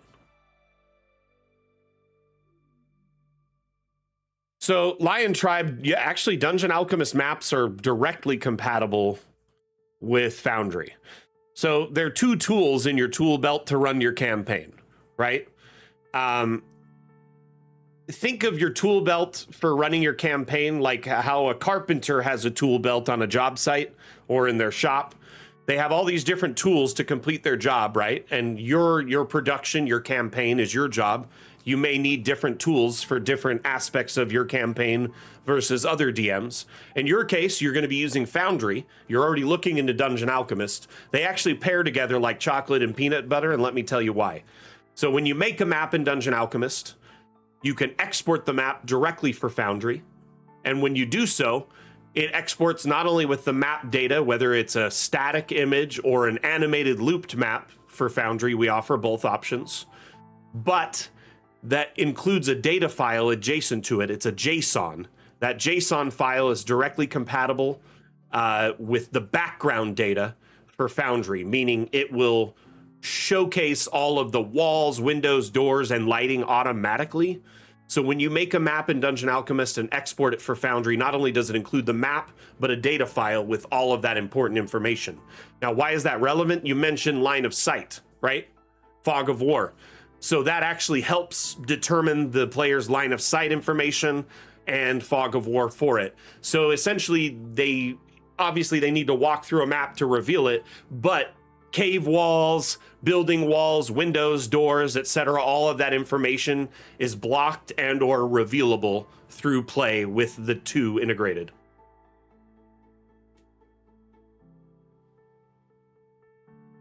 So the two tools work together very synergistically.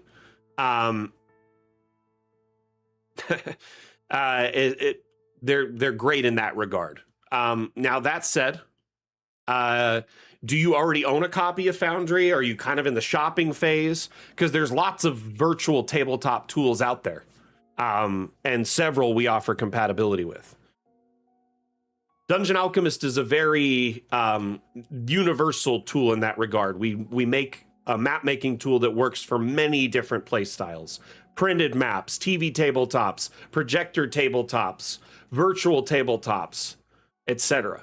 So this is that for Faerun map. I'm going to load it as the overlay because it really is the only way to get the scale. So this is all of Faerun in Dungeon Alchemist.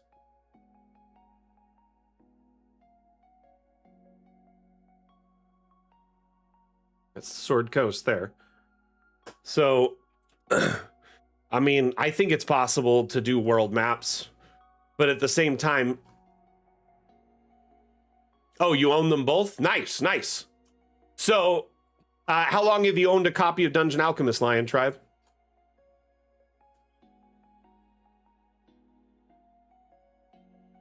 I will warn you, this map, like, it froze my computer just trying to load it right now. It took like 5-10 minutes to load it from the time I downloaded it. So definitely be patient when trying to load this map. It is a beast.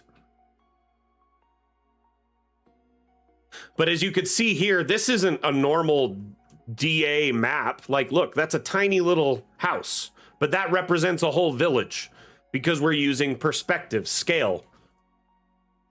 So you take it with a grain of salt. You know, you're not going to have every detail in Waterdeep on a world map.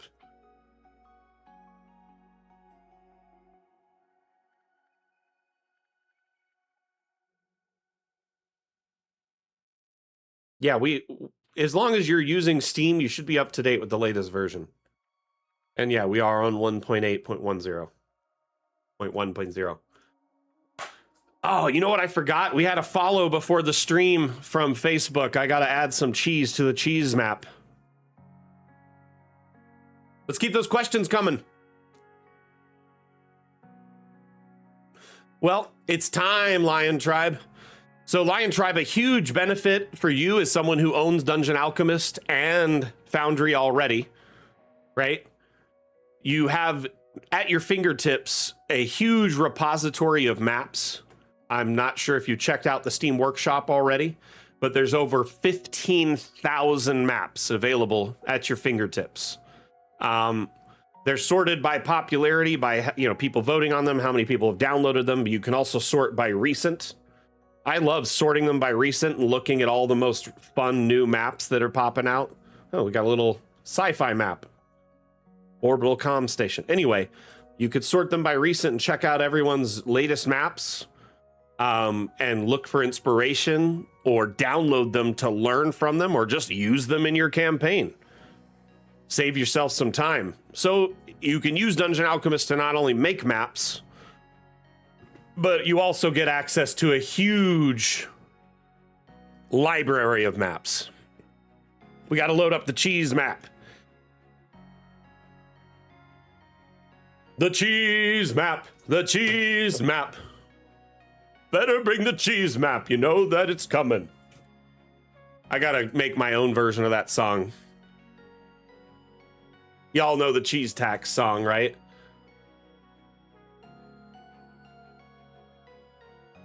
Okay, so we've been starting a map that it's kind of a fun little art piece slash little, just fun thing for our community to do in between builds. Anytime we get a follow or a subscribe on any platform, every time we get a follow or subscribe on any platform watching the stream right now, whether it's TikTok, Twitter, Twitch, whatever. If we get a follow on any platform, we add a wheel of cheese to the map. We started this just like a week and a half ago, so it's very new. We'd obviously have way more cheese on this map, but my plan is to keep adding little fun cheese art pieces to it until we fill up the map with cheese and it crashes from follows and subscribes. That's my goal. Wait a second, you just subscribed? Huh, I didn't get a notification for it. Let me check really quick.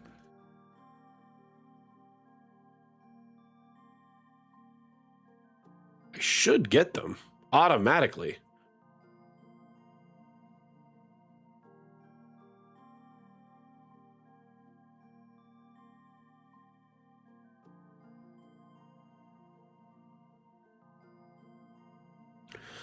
But we're doing it with new subscribers only. So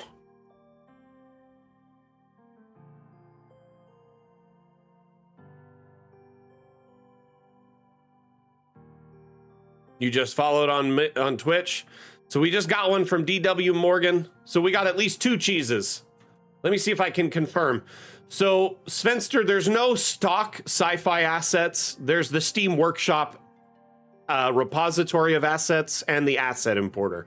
So our community has shared, over 16,000 assets, and many of them fall under sci-fi or modern. So you could download these and build maps from scratch inside the Dungeon Alchemist interface. Keep in mind, nothing works in like the room generation tool. There's no like sci-fi room generation. It's all object based. So you would have to place them all 100% yourself. But there are now dozens, if not hundreds, of sci-fi maps on the workshop due to this. People love Dungeon Alchemist as an interface, like using it as a tool, and are just waiting for more, options related to sci-fi. But there's quite a few maps that have been made fitting that aesthetic. Open DA directly from in Steam. Close it. Don't open it from like a shortcut. Sometimes if you open it from a shortcut, if for whatever reason your internet might be temporarily having a hiccup, or Steam having a hiccup, or whatever, your router could be having a problem at that moment, it will stop working and not connect to the workshop and allow you to make maps offline. It's an offline mode kind of trigger. Let's see here. Okay, we need 2 more cheeses at least.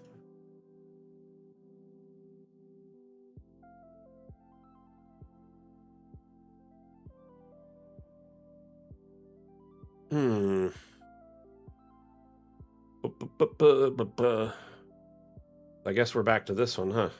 Does it go all the way around? And then what would we put in the middle here? I guess another one of these. So here we have I Heart DA. And then over here, I made a little Pac-Man Waka Waka Waka thing going on to start the cave. So this will be like our...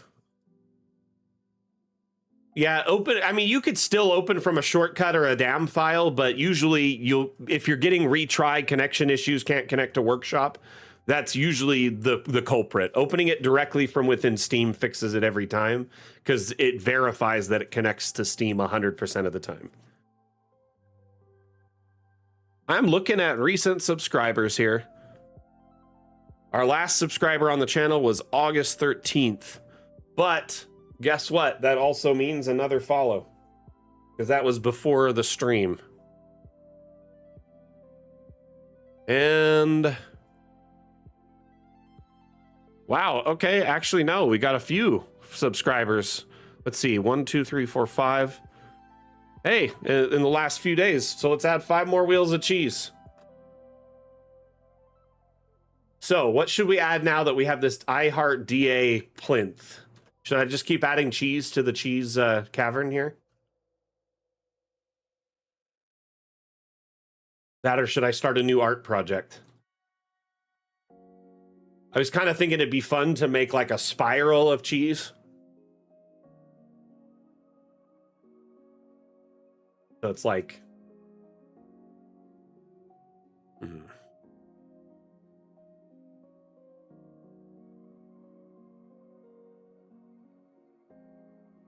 Constantine, you taking off?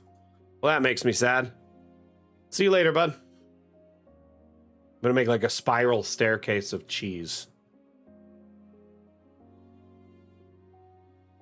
Hey, enjoy your time with your youngest. Make sure they get some jump scares. 4.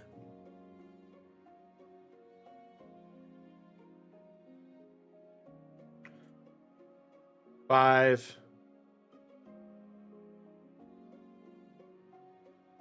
6. My newest sculpture's off to the races. Looking good. Okay. So we got all our cheese added. Oh, what happened there?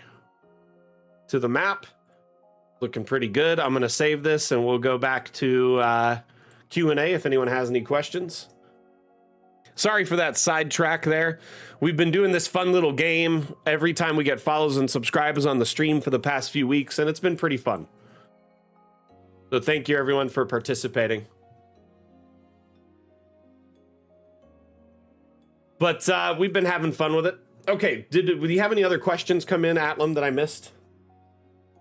Oh, you're taking off, DM Crusader? Okay. Just for anyone wondering, our stream still goes for another 20-30 minutes, so we're not wrapping up quite yet. But we're going to change from the Q&A segment, because I don't think there were any other questions that came in. And we're going to go to our workshop segment, so we can showcase community maps. So if any of you have been sharing any maps lately, uploaded them to the workshop, I would love to take a look at them. So if any of you have uploaded any projects in the last week or so, let me know. Let's take a look at them. What's the question, Slow-Mo? Hit me. Hit me. Whoa, Tropism uploaded a world map. That one's dope. That looks good. Yes, you do, Rev. Speaking of boss fight, our current dam challenge is boss fight, boss battle, boss battle. So, if any of you would like to participate in our bi-weekly map making contest that is open to everyone in our community, whether you are just getting your feet wet in map making or you've been map making for years, remember, this is a contest against yourself, a challenge against you. It's called the Dam Challenge. Our current theme is boss fight. Using boss fight as inspiration, make a map of any shape or size. Then submit your map to the Dam Challenge channel in our Discord. The Discord channel is labeled Dam Challenge, and there's a pin at the top of the channel with the rules to enter the contest. So, aside from entering before the deadline, which you have till Friday, end of week, this next week. So Friday the 21st, end of day in your time zone. So whatever time zone you're in, 11:59 p.m. is the deadline on Friday the 21st of August. Submit your map to the Dam Challenge channel, upload it to the Steam Workshop, follow all the rules to qualify. As long as your map is qualified, you're entered in the bi-weekly map making contest, and your map will be showcased on our Dam stream the following day. So, during the Dam Challenge segment, roughly a hour-long segment, we showcase all of the maps entered in for this challenge theme, and I pick a winning map, and that's the first map showcased during the stream. The winning map gets a small prize, and obviously a little bit of bragging rights as the winner. Their map is featured in our weekly newsletter, the Cartomancer Chronicles. It's the first map featured during the stream. In addition to that, you win a $10 Hero Forge gift card, which we offer direct integration with Hero Forge, so you can make a token on Hero Forge, maybe even 2, export them as a 3D digital file, and purchase them using that Hero Forge gift card. Anyway, if you're interested in participating, remember there's only about a week left to submit your maps. You have between now and end of day Friday, the 21st, 11:59 p.m. Yeah, Random Ladybird. Didn't you you get the most recent win, right? So Random Ladybird gets to brag. She gets to sit on a high horse and yell brag.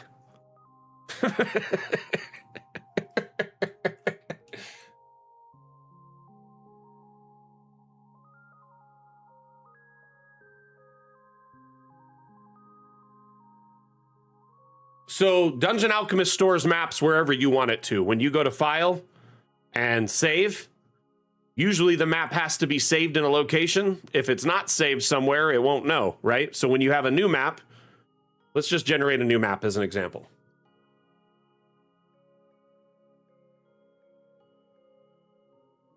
So when you go to save a new map, anytime you save it the first time, it'll prompt you to give it a save location. Whether you're on Mac, PC, or Linux, this is universal, okay? The map files, right? While we're on that subject, things like autosave will not trigger or function until you have saved the map once, because autosave doesn't know where to save your map or what to name it. So you basically have to, every time you create a new map, just go in, file, save, give it a name, give it a location. So that's a good question. That's a good question. So when you download a map from the workshop, do I need to save it separately or is it automatically saved? It's kind of both. So there's a Steam directory somewhere on Windows where any assets or maps you download are saved, but they're tagged weird. They don't have their real name. They're given like a hashing name that's like a bunch of characters and numbers, right? And it's just stored in a subfolder somewhere in Steam under the Dungeon Alchemist directory. It's really hard to figure out which assets are which there. When you download a map, same thing. So what I do when I download a map from the workshop, anytime you have a subscribed map from the workshop, it'll save it locally in a folder on Steam or in your Steam directory, right? But if you want to keep a local copy that you can work on offline, that you don't need the Steam Workshop to reference, right? You could go to File and then save it locally, right? So you can give it a location locally on your computer. And that essentially downloads it from the cloud and puts it in a location where you know where it is. So you have both options. There's the automatic download when you subscribe to it, but finding that map will be like a needle in a haystack. The assets that come with Dungeon Alchemist, those cannot be located. They're encrypted. They're protected. We protect our art and our works. They're not public other than using the tool.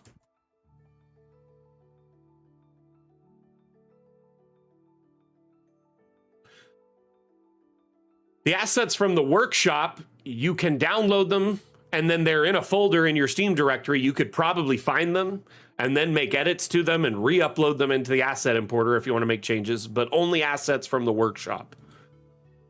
None of the stock assets can be manipulated or sourced in that way.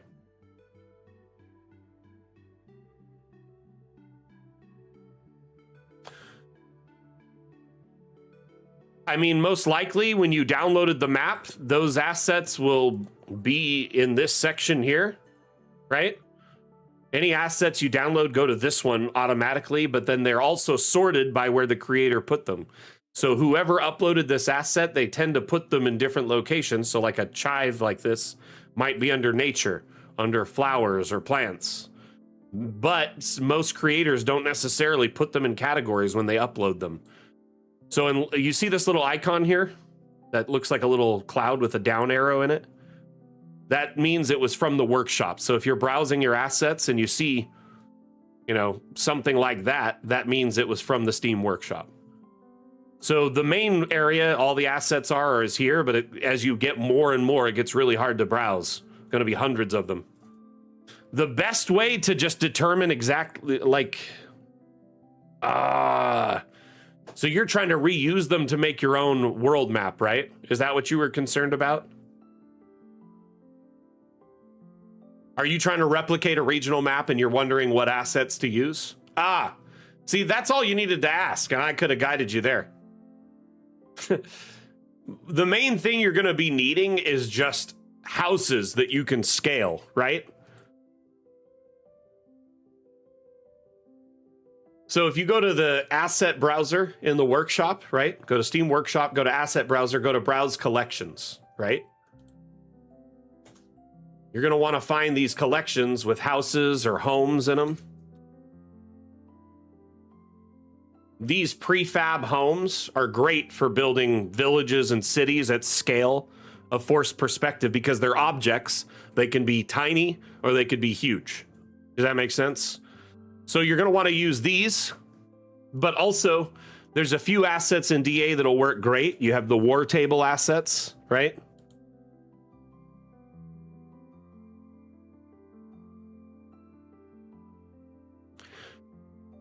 War table assets have these little village houses, and these are great because they have lighting in them, and these are tiny. They're like the size of a toy.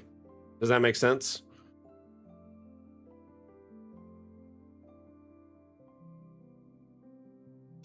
Look how small that is in comparison.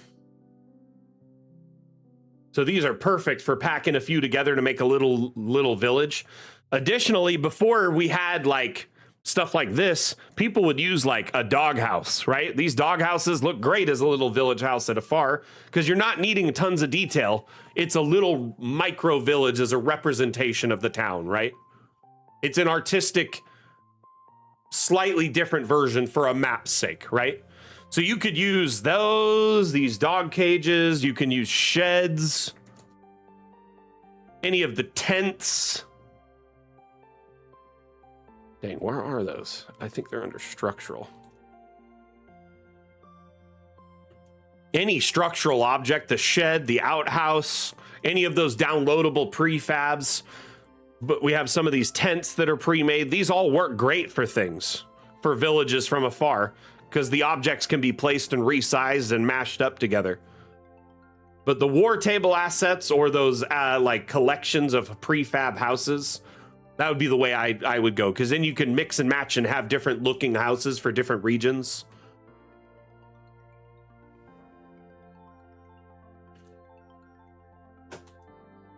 Sorry for the confusion there, man. I just wasn't sure what you were trying to accomplish. Once I knew that, I got right to the root of the problem.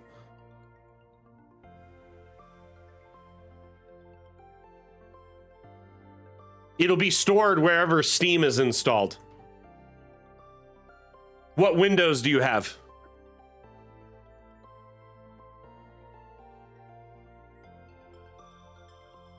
So you can tell Steam to install your games in a different location, right? But Steam usually is in a root directory in like the program files or x86 directory for Windows. So you can tell Steam to have another directory for where you install games, but it'll always have its root directory for the workshop and all of its base components wherever you installed it. So if it's on your C drive or your D drive or whatever, but it's usually listed under the like x86 program files section, right? And within that directory, there is a section that's related to the workshop, and it'll have files all labeled with weird strings of text and numbers that like aren't what they're named. Windows 11, I'm not 100% certain on the location. One thing you can do though with Steam has this kind of neat feature where you can right click on a product, right?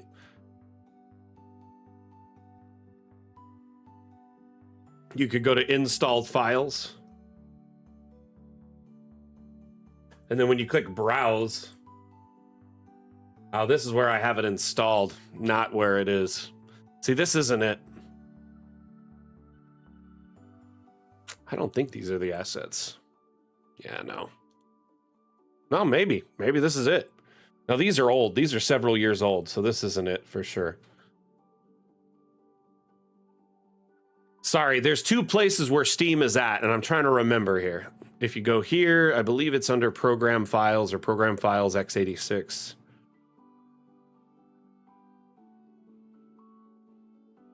Steam. And then Steam apps or workshop builds. Hold on. Workshop. So you have to like dig through to find it in its source directory. But that said, that's not something you need. You need it within Dungeon Alchemist. So within Dungeon Alchemist, the best place to find it would be just search like house in this. Because if you downloaded that map, anything labeled as a house would probably already be in these. Like that's one of them from it. That's from it. House. House.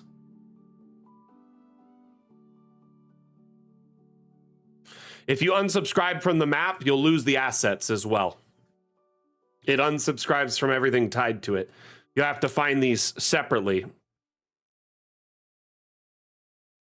But like I said, man, if you just go download this collection that's full of houses or homes, it'll save you a ton of time.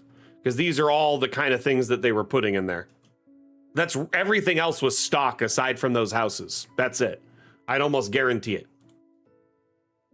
Hey, no worries. No worries.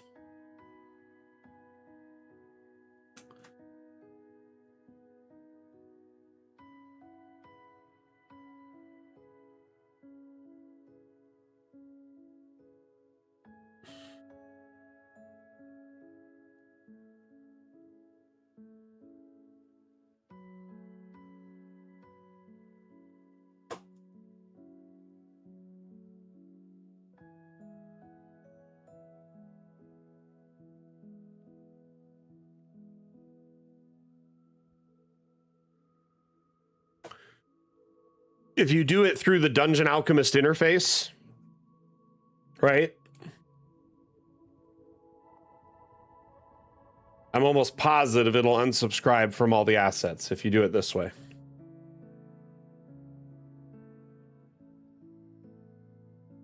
Oh yeah, didn't notice that. Nice. Dang, Shlomo, be careful with that too, because like all the assets you get from the workshop, the more you're subscribed to, it preloads those assets, right, into your RAM before you load any map or load Dungeon Alchemist, because it has to validate them every time. So essentially, when you have that many assets, that puts a huge burden on your RAM. So it eats up 8 gigs of RAM just to do that. Oh, I wouldn't recommend deleting anything from there or anything. If you need to unsubscribe from assets, do it through the workshop. There's an option to unsubscribe from all. In fact, I do it like once every week or two, mainly just because I open up tons of maps. Yeah, don't delete that stuff. Don't mess with it at all. If anything, I wouldn't even go look at it. But if you go into the workshop, right, in Steam or in through the web browser, whatever.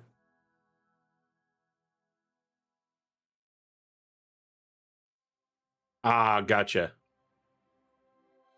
Yeah, I wouldn't really mess around with the files in there too much. But that said, if you're in Steam and you click Dungeon Alchemist and you go to the workshop tab, it'll show all the most common, new stuff that people have been sharing that's liked and been uploaded and liked and voted on a lot. But you can go to your items here and go to subscribed items, right? And from here, it shows you a list of everything you're subscribed to from the workshop in the order they were subscribed. You could sort by, 30 at per page, up to 30 per page. So all of these houses were what was included in there. One thing you can do from here is you could favorite them, right? If you favorite these objects, if you're ever unsubscribed from them, it'll auto resubscribe to them. So if you ever clear your entire subscription list or unsubscribe from a map, anything you're favorited will actually re-download automatically. Just a heads up. So after you unsubscribe, it'll go and resubscribe and download them again. But that's only things that you have given a star on the Steam interface. But anyway, if you click unsubscribe from all, wipes you out. So if your DA's ever running slow, that's the way to fix it. I have a video that's this close to being done for this that I'm going to be releasing. I was hoping to release it this week, but some things got in the way. My other video took a little bit longer than I intended for the teaser for light parchment.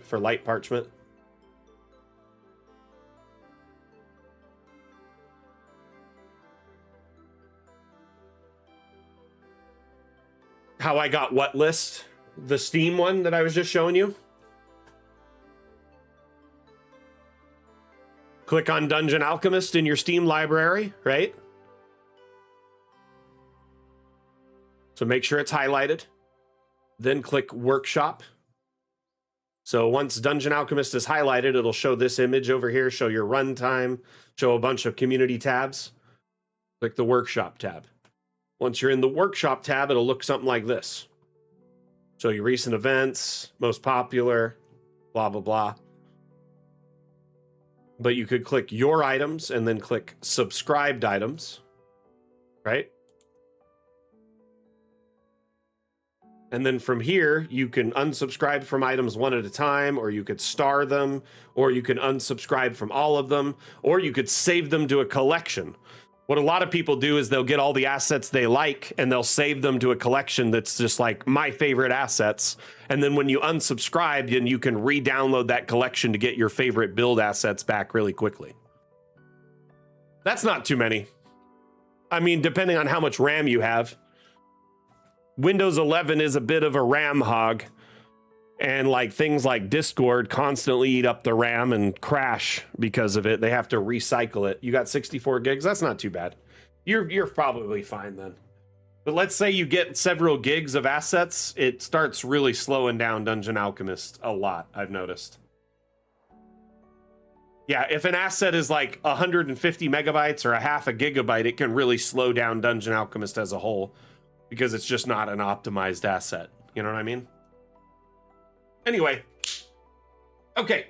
I think it's time to wrap up the stream. We covered a lot of Q&A today. Had that great interview with Rev. Rev, thanks again for being an amazing part of the community and for being a last-minute guest interview. Shlomo, no problem, man. I'm here for you anytime you need it.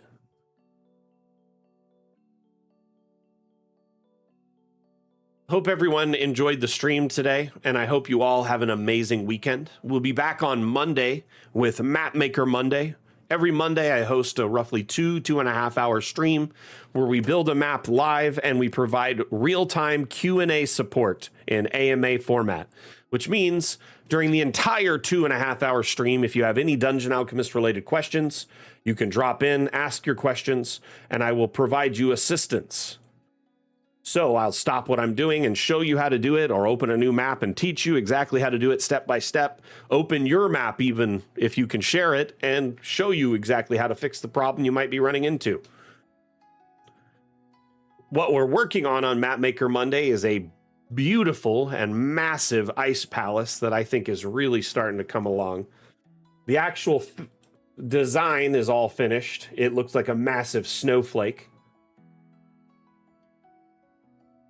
I've been going through adding lighting and decor on each level, which it's really starting to come along. I think we got like the first 4 floors. So I'm thinking the next stream, it'll likely be finished, maybe the next 2 streams. And once it's finished, it'll be put on the workshop. But we work on this map live, and then I share it on the workshop for anyone to use in their own campaigns. People have been saying this would work for Frost Maiden. Hey, it was a great stream. Thank you for hanging out, Anani, Chim, Tropism, Shlomo. Keithor, it was nice to meet you. And you're welcome back anytime. You can tune in if you have any questions, concerns, feedback. You maybe want to learn about our development, anything like that. Tune in to learn during the stream. And you're welcome to join us in between streams on our Discord or our social media platforms. We're on all major platforms. In addition, our Discord is over 34,000 members strong, a very active and supportive community that provides assistance to, you know, the various community members asking for support or questions in our questions or support forum. We have information about upcoming events, streams, etc. in our events board. We have an off-topic section to discuss things not related to tabletop gaming and map making. We have a DM section where it's essentially GM and GM chat, where people can ask questions of other DMs. So let's say you're a new or a fledgling DM or GM and you're just getting your feet wet and you have a lot of questions, concerns, or maybe you're designing a map and need some feedback on it, or designed an encounter and you're not sure if it's balanced, or your players threw you for a loop and you're trying to balance the story out.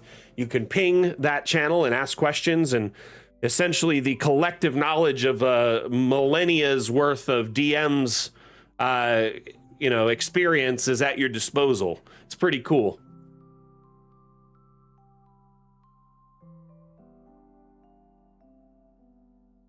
$34,000 cheese wheels. Oh my goodness. That would destroy my computer for sure.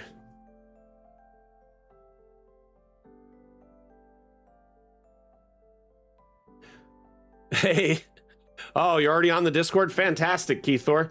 The question forum or support forums are a great place if you need any assistance between streams. And general chat's a great place to just vibe, get to know our community. We also share information on upcoming like teasers and whatnot in sorry, we have tons of different channels here. We have our official content or our announcement channels. And then lastly, if you have any maps you've been making, you can share them in our community creations channel, which is a great place to kind of share your most recent work.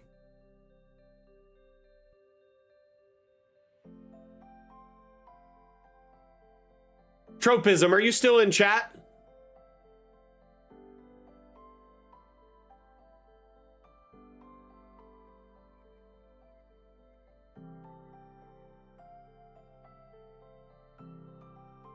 I just saw your map that you just shared. That is epic. Sorry, I just saw that. That is really good. Holy cow. Sorry, I'm just going to pull this up so others can see it.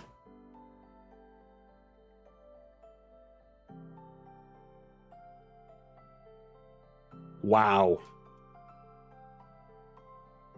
Very cool. Just saw this as I was about to wrap up the stream. I just wanted to say, this is epic. Good work on this. Really well done. All right, everyone, we're going to run a quick Dungeon Alchemist themed ad, and then we're going to wrap up the stream. We'll be back on Monday. That's at 9 a.m. Pacific, 12 p.m. Eastern, 4 p.m. UTC for roughly 2.5 hours as we work on this map and provide real-time assistance to our community members while we hang out, vibe, discuss tabletop gaming, and provide advice for fledgling DMs or, forever DMs. It really doesn't matter. We're here to help you out and to hang out. Thank you, everyone, for being here. Again, my name is Mac, the community manager for Dungeon Alchemist. We'll see you next time I give a damn. Mac out. Bye.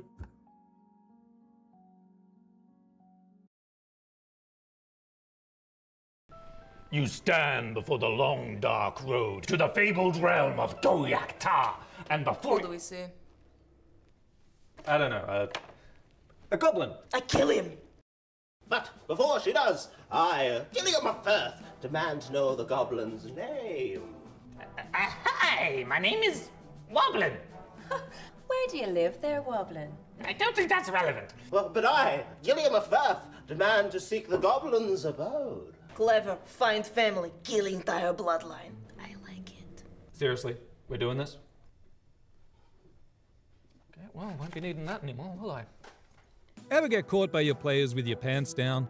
Dungeon Alchemist lets you create wonderful maps for any encounter in seconds. Oh, Woblin, that's a very impressive cheese collection you've got there. Yeah, it is quite impressive, yes. But you know what's more impressive? This map I have to the fabled realm of Goyak-Ta, please take it and leave. Close the door behind you. Mr. Woblin, I cannot help but notice that you have a secret tunnel underneath your cabinet. Care to explain? Download Dungeon Alchemist, the AI-powered map maker, on Steam today.